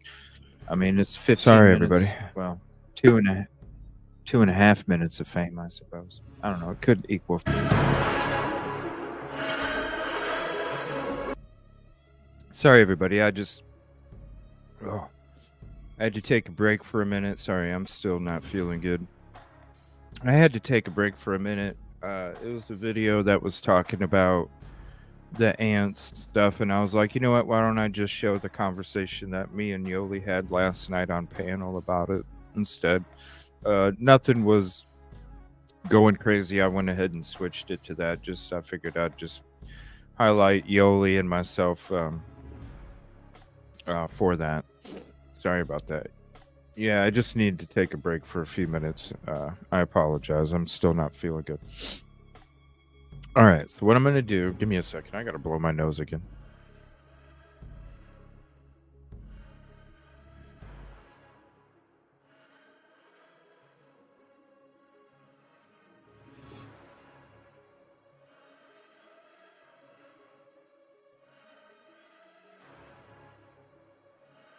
Sorry about that.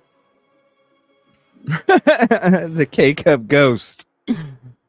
Damn, you know what? That's a good, I figure, you know what? This is what I was thinking today, because I've been sick as hell the last couple days. And I'm like, you know what? I may not have the energy to do a true crime show, because you got to be focused, like focused as hell, when you're doing this shit. I was like, why can't I do a drawing show where I just sit there and I draw? So while I don't know, I'm hoping I'm going to get better. I don't know. I feel like I'm getting. I don't feel like I'm getting better yet. That's for sure. So even if I'm not feeling like during the daytime or something, even if I'm not feeling like tomorrow, if I end up not wanting to or not feeling like I just have the energy to do a show, I might fool around with my camera and set it up. Because I think I have a good way that I can, with this custom frame that I made for my cameras, I think I have a good way that I can position it to where you guys can see directly down. You can see me as I'm drawing, and then it'll be another camera where you guys will be able to see directly down on the drawing. And you know what? Even if I'm sick, I'll at least draw. That's a good drawing I want to do. A K-Cup ghost. Because I got something in my head already. Kind of like a Pac-Man and a K-Cup. A Pac-Man ghost and a K-Cup mixed together. I think I can have fun with that. But, you know, even if I don't have enough, I need to be able to do drawing shows. Because really, if I'm drawing, I don't need focus. That's just my hand. I don't need to focus that much. So I definitely need a high dose of vitamin D. Yeah, I need to do that. Yeah, a low-key art show. You know, not where I'm standing up there having to paint, because that is where I'm sitting down here at my desk right here in front of me. I found the little octopus thing to have the camera be held to where it goes straight down on the picture. So I think it'll...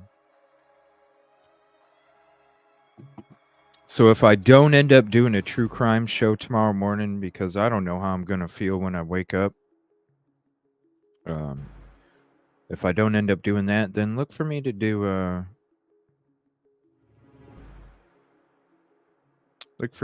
drawing show, and I'll still be doing a show. I'll end up doing it on the Evil CJ show because it is part of the drawing. It's going to be the artwork, all of us together. And what am I going to draw first? Maybe I'll do something true crime tomorrow. Maybe I'll draw...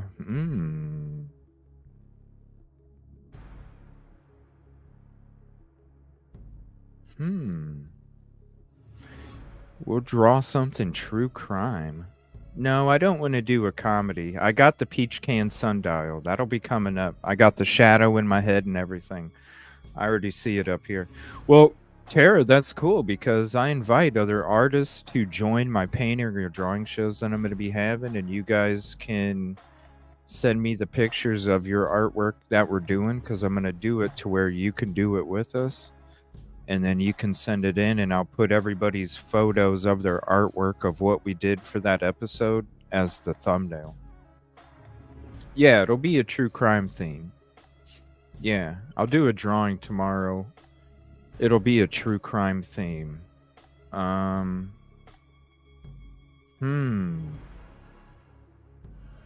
It's gonna have to be Idaho4.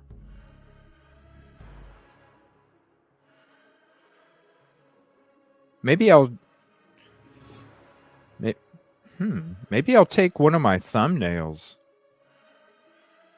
Maybe I'll take one of my thumbnails and draw the thumbnail. Not with the border stuff, but the picture in the thumbnail, and I'll draw it, and then I'll add some color to it too. Some kind of like retro art type shit. Ooh. Because I have all the supplies. Actually, I need drawing pencils. I'm still waiting to put an order in for that. Because all I got is these Bics clickable pencils. That's all I could find, which are fine. I could draw with anything. But it is nice to have, like, actual. So maybe if I feel good enough to get up in the morning, I'll go do that. That would be neat, though. But I really am going to try my hardest to do a true crime show in the morning, though. All right, so we're going to go back to this article here. All right, so we left off where they were talking about, let me see here.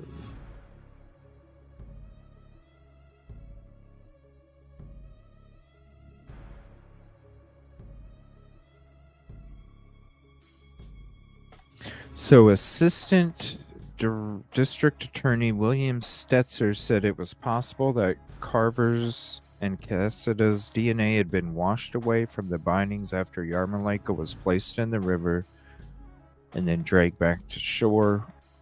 What the evidence did show is it's a very isolated place in a very short time period, with the two people there with their DNA present and near a recently unalived past girl. Judge Timothy Kincaid dismissed the conspiracy charge, but not the unalived charge. Carver's attorneys presented no witnesses. In closing arguments, Stetzer finally put forth a motive for the unaliving. He told the jury that he believed Yarmolenko took a photo of Carver and Cassida doing something that they didn't want anybody to know about. The two men attacked her and then took the film from the camera. The jury convicted Carver of first-degree unaliving March 21st, 2011, and he was sentenced to life. I think we had already read all that already. So, to the part we haven't. Carver appealed his conviction, arguing that Judge Kincaid erred in not dismissing the case based on insufficient evidence in a 2-1 decision. The North Carolina Court of Appeals affirmed the conviction on June 5th, 2012. The majority opinion said that the evidence against Carver was circumstantial but sufficient. The dissenting opinion by Justice Robert Hunter said that the touch DNA was less reliable than DNA testing using the red stuff or other bodily fluids. Hunter also said that touching a car was not evidence of committing a crime. There is no other evidence tying the defendant to the crime scene. As such, I cannot hold the substantial evidence of circumstances accompanies the defendant touch DNA on the victim's car to indicate such DNA could have only been left at the time the crime was committed, Hunter wrote. The North Carolina Center on Actual Innocence began representing Carver after the ruling. On December 8, 2016, Center attorneys Christine Mumma and Cheryl Sullivan filed a motion for appropriate relief asking that Carver be granted a new trial based on ineffective assistance of counsel and newly discovered evidence. The motion said that Ratchford and Phillips had failed to present evidence of Carver's intellectual limitations and that carpal tunnel syndrome that hindered his grip strength and made him physically incapable of committing the crime in the manner in which was perpetrated. Wow. And that's why he was on medical. Carpal tunnel syndrome that hindered his grip and strength made him physically incapable of committing the crime. It is also said that Ratchford had failed to present evidence contradicting the state's witnesses' testimony that sound traveled easily between Carver's location on the river and where Yarmolenko was found. Remember, they didn't even know if it was boats or construction equipment. The motion said that Ratchford had failed to adequately cross-examine Terry about Carver's interview and his description of Yarmolenko. The interview was videotaped, but it was Crow who made the first mention of Yarmolenko's height, telling Carver, "Let's go back to May when you were down there fishing at the lake, and you know why. I mean, the girl, your little girl, got unalived down there. Same day you were down there fishing. Your little girl." As part of discovery, Ratchford had been given a report that noted the camera's picture counter could be advanced even if there was no film in the camera, but he failed to ask Terry this question, which helped prosecutors put forth the theory that Carver and Cassida had unalived Yarmolenko over some photographs. Most importantly, the motion said Carver's defense team had failed to challenge the state on the touch DNA evidence. Ratchford had retained a DNA expert, but he did not call the expert to testify, and Ratchford would later say that the expert had told him the state science was good. A year before the trial, a group known as the Scientific Working Group for DNA Analysis Methods published a paper on best practices for interpreting complex and incomplete DNA samples. If the SBI's lab had followed the working group's guidelines, according to a report included in the motion, the samples from the car and from Carver would have matched at only 2 points, and the results would have been reported as inconclusive. The motion said that although Carver's trial attorney essentially conceded that Carver touched the car, that was incorrect. Carver denied touching the car. The motion was later amended and included a claim that prosecutors had failed to turn over exculpatory evidence. A woman had told police in the early days of the investigation that she had seen a man running away from the river carrying a book bag, and he was wet with sweat or water. The information wasn't provided to the defense. What?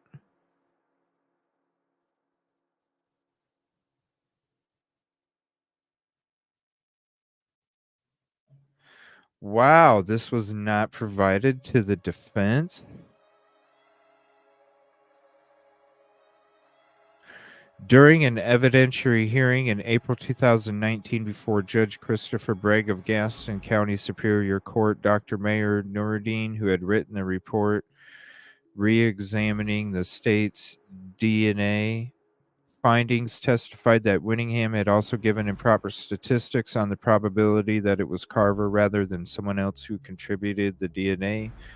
What she referred to as random match probability was wrong, he said. That is completely contrary to what the statistics are supposed to convey. Nuruddin said the random match probability conveys how likely or what is the random chance of finding a particular profile in the random population without reference to the actual individual. Nuruddin also testified that he had the DNA from the vehicle had been analyzed using the SWGDAM recommendations for interpretation of mixtures. None of the DNA would have tied to Carver or Cassida. At the evidentiary hearing, Workman testified about the fingerprint comparisons, but now said Carver and Cassida's fingerprints had been excluded from the prints of value lifted at the crime scene. Question: so the prints were compared to Mark Carver, is that correct? Answer: yes. Question: was that information ever disclosed at trial to your knowledge? Answer: not to my knowledge. Question: was it disclosed through your testimony when you were asked? Answer: not to my testimony that I can remember, ma'am. Question: and a comparison was made to Mr. Carver and Mr. Cassida, is that correct? Answer: an examination of the prints were made and no identification was made. Question: so did those prints have value? Answer: apparently so. Yes, ma'am. This contradicted his trial testimony where he said he had been unable to use any of the lifted prints to compare against known samples. The motion said Ratchford had this information and should have corrected the false testimony, but the state bore the responsibility for presenting it to the jury. Wow. Separately, 2 new witnesses testified at the hearing. Brothers James and John Beatty lived near the river and drove over there on May 5th, 2008 after they saw a life-saving boat on the water. They found Carver at their fishing spot, and he didn't seem wet, disheveled, or flustered. James Beatty said that about a year later, he and his brother met Stetzer at the river. John stayed at the fishing spot. James and Stetzer went to where the car had been in an effort to determine what could be heard. He was hollering back up there, and we were hollering back at him, but we could not understand each other, James said. His brother also testified about this experiment. James Beatty was subpoenaed as a state's witness at the trial but never testified. Carver's attorneys were unaware of this experiment. This stuff is so... These two read-throughs are so... Emily's... the other read-through, Ann Taylor's 2017 acquittal, it'll be connected to this one, and I'll have the description in chat. Like, this stuff is so eerily similar to frickin' Idaho4. Shout out Storm OZ.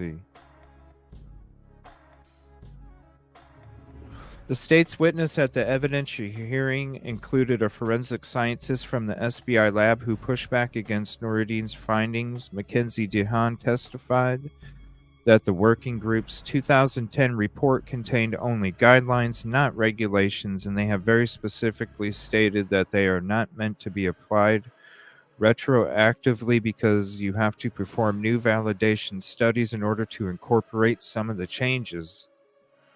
The analysis that Winningham performed was good DNA science at the time it was conducted based on the equipment and validation studies that the lab used, she said. Following the court hearing, Carver's attorneys again amended their motion for relief. It said the prosecutors had failed to disclose the evidence about the hearing test done by the Beatties. The Beatties' testimony at the hearing indicates that Mr. Stetzer knew at the time of the trial that the testimony from Detective Terry and Addis that they could hear each other talking in a normal voice was false. The motion said, of course, they couldn't even understand each other. And they didn't even know if there were boats or construction equipment. I mean, come on.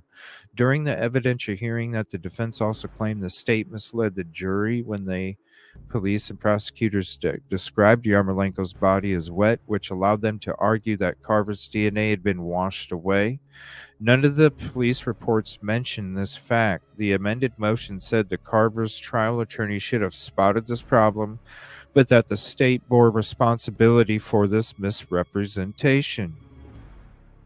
On June 5th, 2019, Judge Bragg granted Carver's motion for a new trial based on ineffective assistance of counsel and the new evidence contained in Noureddin's report. He did not find that the state failed to turn over the exculpatory evidence or committed misconduct at a trial. In his ruling, Judge Bragg said that Carver's defense team had failed to investigate and obtain Carver's medical records and have him undergo a psychological evaluation, which would have revealed his physical and intellectual limitations. Evidence of Mr. Carver's intellectual disabilities would be relevant regarding statements he made during his questioning. By SBI Special Agent Crow, Bragg said. Most importantly, Bragg said that Carver's attorney failed to adequately prepare to challenge the state on the DNA evidence. His only consultation with experts was extremely limited, Bragg said, although the attorney wasn't required to investigate every possible defense. Bragg said he was required to not cede the ground so quickly. The DNA evidence in this case is linchpin and basis of Mr. Carver's conviction for first-degree unaliving. The state has argued strenuously and pointed out repeatedly that the SWGDAM 2010 report itself states the revised guidelines are not intended to be applied retroactively, Bragg said. However, the facts are that Mr. Carver is serving life in prison without parole based on the DNA match of the door panel, and the testing, analysis, and interpretation of that item is doubtful at best based on advances in the testing, analysis, and interpretation of DNA mixtures. Carver was released from prison on a $100,000 bond in June 11, 2019 and required to wear an ankle monitor. The state appealed Judge Bragg's ruling, but the North Carolina Court of Appeals dismissed the appeal on April 20, 2021, writing that the state couldn't appeal a motion granting a new trial based on ineffective assistance of counsel. The North Carolina Supreme Court denied the state's petition for discretionary review on November 1st, 2021. The next day, Carver's attorneys filed a motion to dismiss the case. A judge later set a hearing for August 16th, 2022. On August 12th, 2022, Gaston County District Attorney Travis Page, who took office in 2021, dismissed the charges against Carver. Page's filing said upon a retesting and re-examination of the physical evidence, there is no longer sufficient DNA evidence to support the charge. Carver celebrated the dismissal, removing the electronic monitor that he had worn around his ankle for the past 3 years. Mumma said in a statement, "We are appreciative of the professionalism shown by the District Attorney Page since he took office last year. Justice has finally been served for Mark Carver and Neil Cassida. If all the evidence had been accurately presented to the jury at the time of Mark's trial, Mark would have never been convicted, and Mr. Cassida may have not passed away on the eve of his trial. Both men are innocent, as they always have proclaimed." Shout out to District Attorney Page for doing what you're supposed to do, sir or ma'am. But sir, Travis, shout out to you. Damn. Wow. And that's what I'm saying. Neil Cassida passed away from a heart attack the day before his trial. Could this have been brought on from that? That's so sad. What an article. Again, here's the link.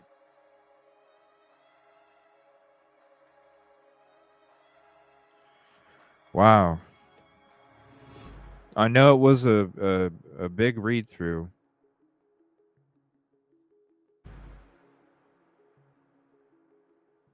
Man, that was crazy.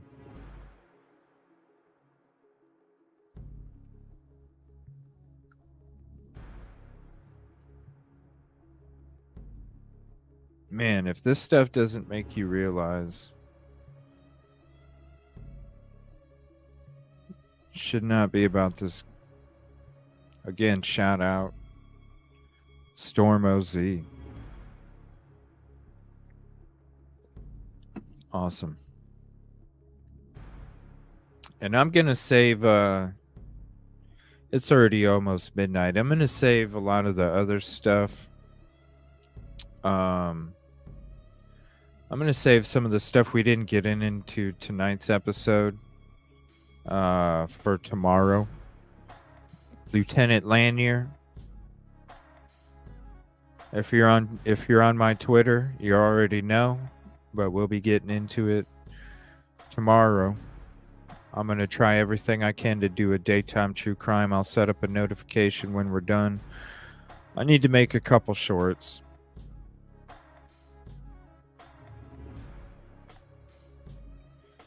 And then we got a couple shows tomorrow, so I'm definitely not tired. I just don't feel good. I appreciate it. Thank you. Oh, look at that. Yola, you got a new icon photo. Cool. Let me get to your chat real quick. Shout out Stormy. And here, I'm going to go ahead and play this while I end the show. I'm just going to play a little bit of it here. We'll go ahead and listen to Harsh. I'll respond to your comments, and then I'm going to end the show for the evening. We'll get back to this video about the ant. The ant. I can't believe there's people who don't actually like it when I tell you guys that you are amazing. I've got a message for them people. Bollocks. Anyway, we're going to get straight into the meat and potatoes, as this is video 2 of 2 today. Now, I'm guessing you may have missed video 1 because I did it early. I was up at the crack of dawn, baby, because Brian Kohberger's auntie had spoken out. And do you know what?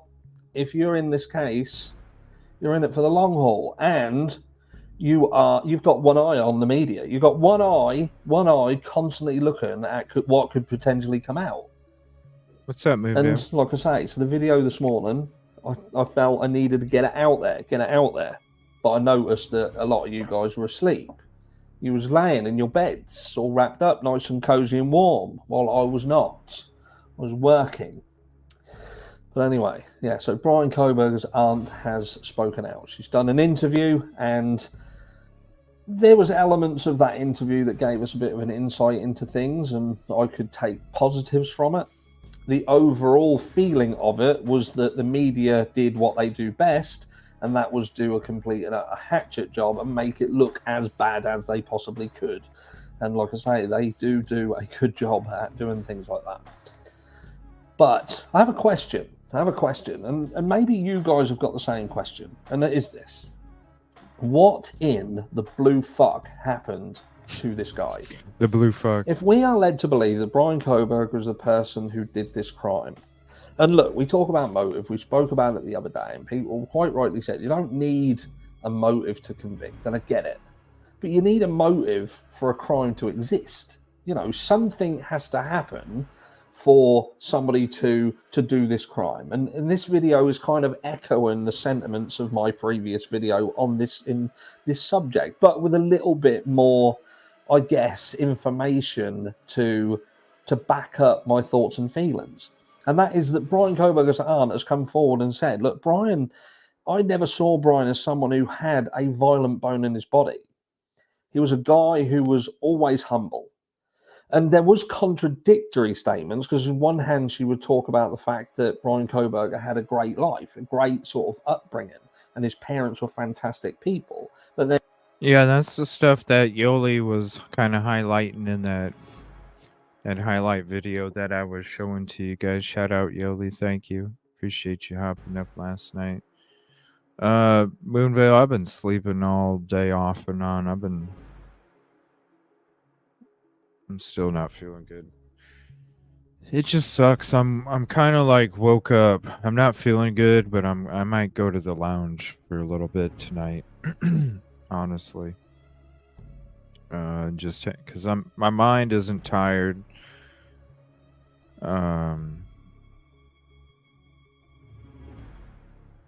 Maybe I'll go to the lounge and I'll just stream me making my highlights.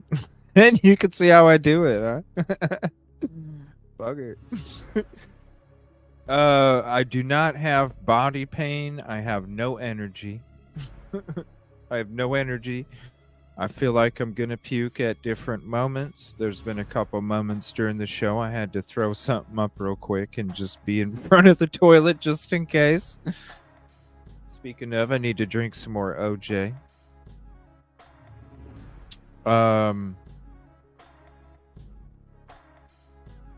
A police simulator? Yeah, we could do a police simulator. I don't know. Listen, the shit's been... That's why I've been starting to... Do you do anything on the... Do you want to play some pool, Kevin? I don't know if the Twitch to the Xbox... Dude, it's been fucking... StreamYard ain't been kind. So... Do you want to shoot some... You want to hang out and shoot some pool, man? On the PC or something? I can try Police Simulator, but really...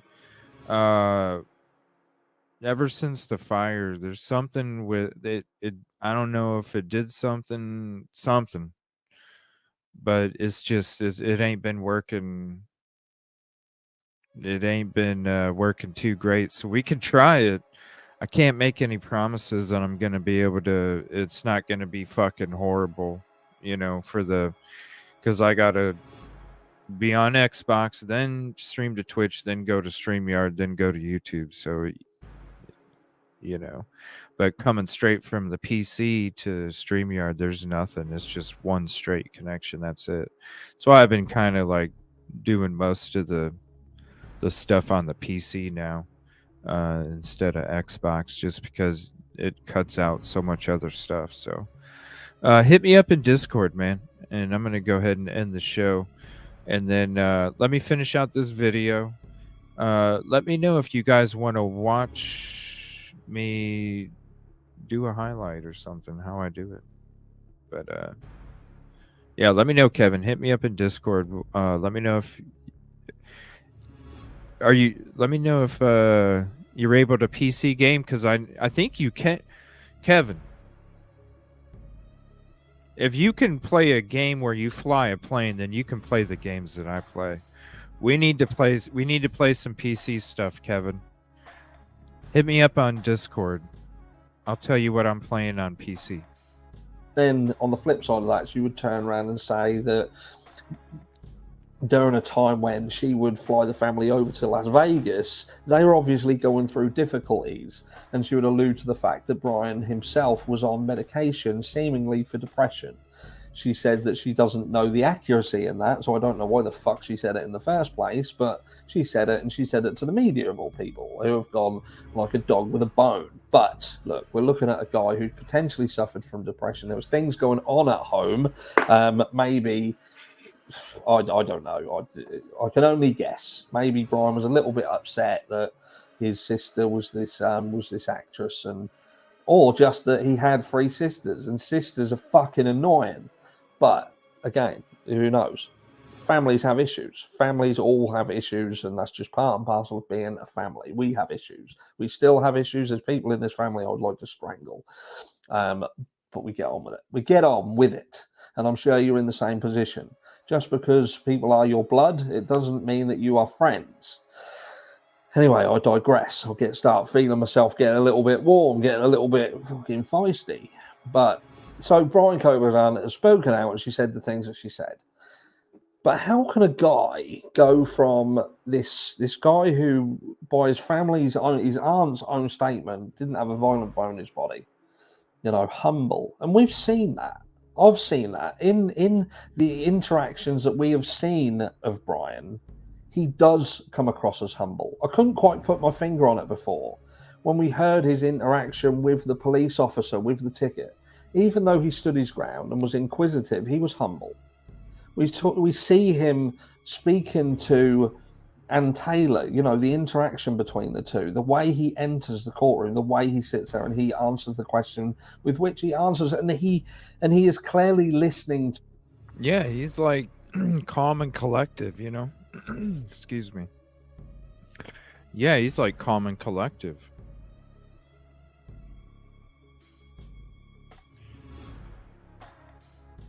Haven't seen the You've Been Paid email yet? Yeah, because you keep fucking around on YouTube, bro. You need to make that website before the holidays come. And then you'll get the You've Been Paid email. Because then people can place them orders for that shit. You gotta quit fucking around with YouTube, bro. Wait for the end of the holidays for YouTube and focus on the website. Because that's where people are gonna be buying the shit, man. You'll get those emails, You've Been Paid emails, when you get that website hooked up, bro. Think about it, dude. You got Halloween, you got Thanksgiving, and you got Christmas and then you got New Year's, bro. You got 4 holidays: Halloween, Thanksgiving, Christmas, New Year's. Then you got Valentine's Day.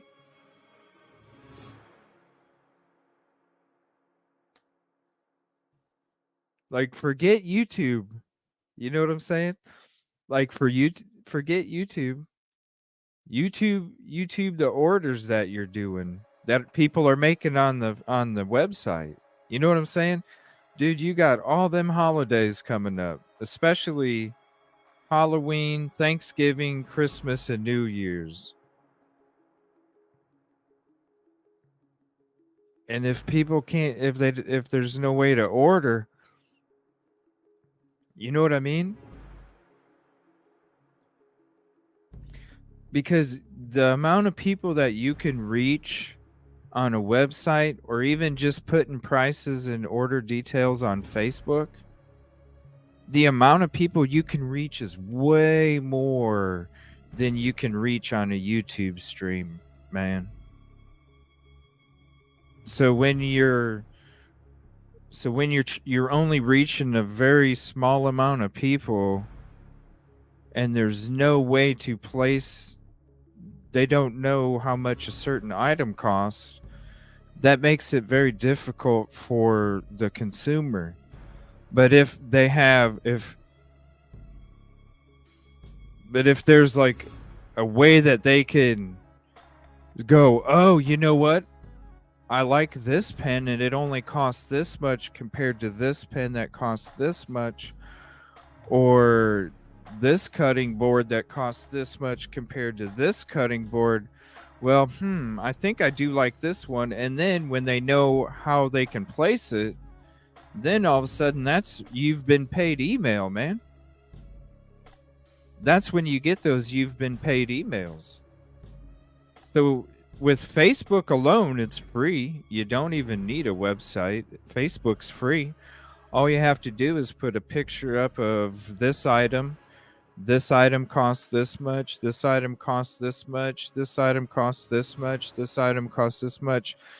Not even group them together. Maybe do individual small pictures with the price next to it. And then once they buy that item, because you could, like this here, I'll give you a Facebook. I'll give you a Facebook idea, bro. Photo album. Make one photo album. Pens. Take an individual picture of each pen. Put a price under that picture. When somebody places the order and purchases that pen, remove the picture from Facebook. So only the folders up are the stuff that's available for sale. There you go. The price with each individual photo.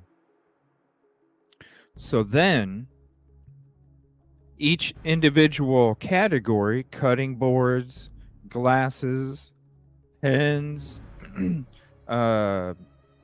whatever. And then you could even have a custom thing where it's like, hey, if you want a custom Yeti cup, if you want this, you could have a custom photo category.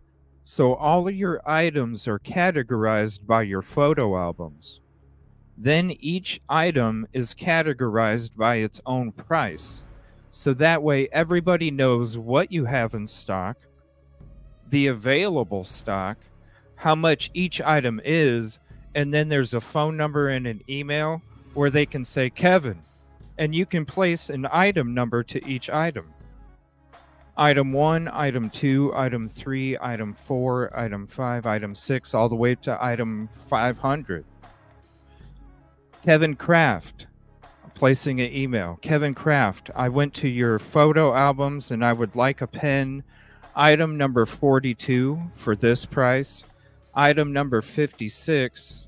Item number 22 and item number 10. I would like to place that order, please. There's the order. You know what pens. They know how much. You know how much. Then once you place the order, you get the funds and you ship it out. Then you remove the pictures off there or just put a sold logo on it. Just get a picture and save it as a picture that says sold. So not only it shows that the item's sold, which is a good tactic for running a business, because then it shows people, oh, damn, here is a cool looking pen. Okay, maybe it's sold. Maybe I can say, hey, Kevin, can I order number 43? Can I place an order for number 43?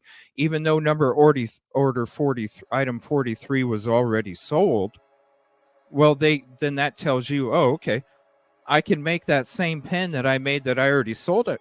And there's all of a sudden, maybe that's a hot item that somebody likes to, you know what I'm saying? Screw the website, dude. Just flip it up on Facebook like you already have it. Categorize it by item number. P as in pen, C as in cutting board. You could have initials. You could have initials like cutting board CB-12, cutting board item 12. It categorizes it for you. It makes it easier for the consumer to tell you what they want. And then with each picture being categorized separately with the price underneath of it, you don't have to run a website. You could literally show items that are sold, remove items, add items. Just let me know, bro. I'll help you out, all right? But a lot of that stuff you're going to have to do on your own. The pictures of individual photos that go with the prices, that's on you. That's something that you're going to have to do on your own. That's all you. I have enough I have to do. But I'm willing to help you when it comes to the ideas and how to get your shit out there, bro. Because it is nice stuff. But nobody has a way to get it. And waiting until the first of the year to be able to reach the masses is not. You got to get that shit knocked out first, bro. Then worry about the YouTube. Then worry about all of that other stuff. Then you'll get those you've been paid emails, bro. Trust me. Trust me. You got the wrong valve open, man. And there's another valve that's sitting over here and it's waiting for you to crack it open, and then you're going to see all the shit coming through it. Trust. Trust. I'm always...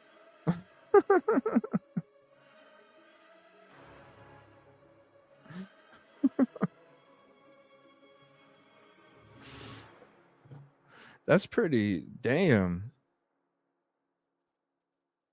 That's pretty graphic there. I'm just going to remove that one. That's pretty graphic. And there's plenty of other channels out there.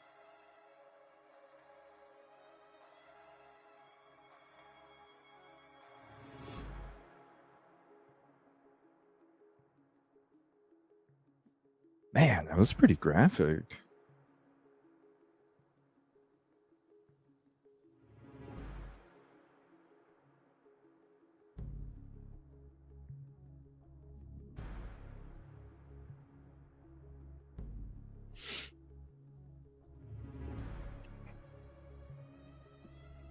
Yeah, dude, it's easy. Categorize it by photo albums. I shouldn't be talking business anyway. All right. I'm going to go ahead and end this show. Sorry about that, y'all. You got to get them you've been paid emails, man. It'll work. Trust me. All right. Hell, maybe, who knows? Maybe somebody will cross this video that's watching true crime. They're in a similar position or something. They're the small business. They need a spark of an idea, and there you go. Maybe that, Facebook. Who needs a website anymore? Facebook. Why not? That did not go well. All right. Thank you, everybody. I appreciate you. I'm going to go ahead and come hang out at the lounge. We're going to chill back, chit chat, and talk for a little bit and hang out for a little bit. All right. We'll see you over there in a little bit. Thank you all. See you tomorrow morning. Fingers crossed. And if I'm not good enough to do a true crime show, I'm definitely going to do some drawing or something.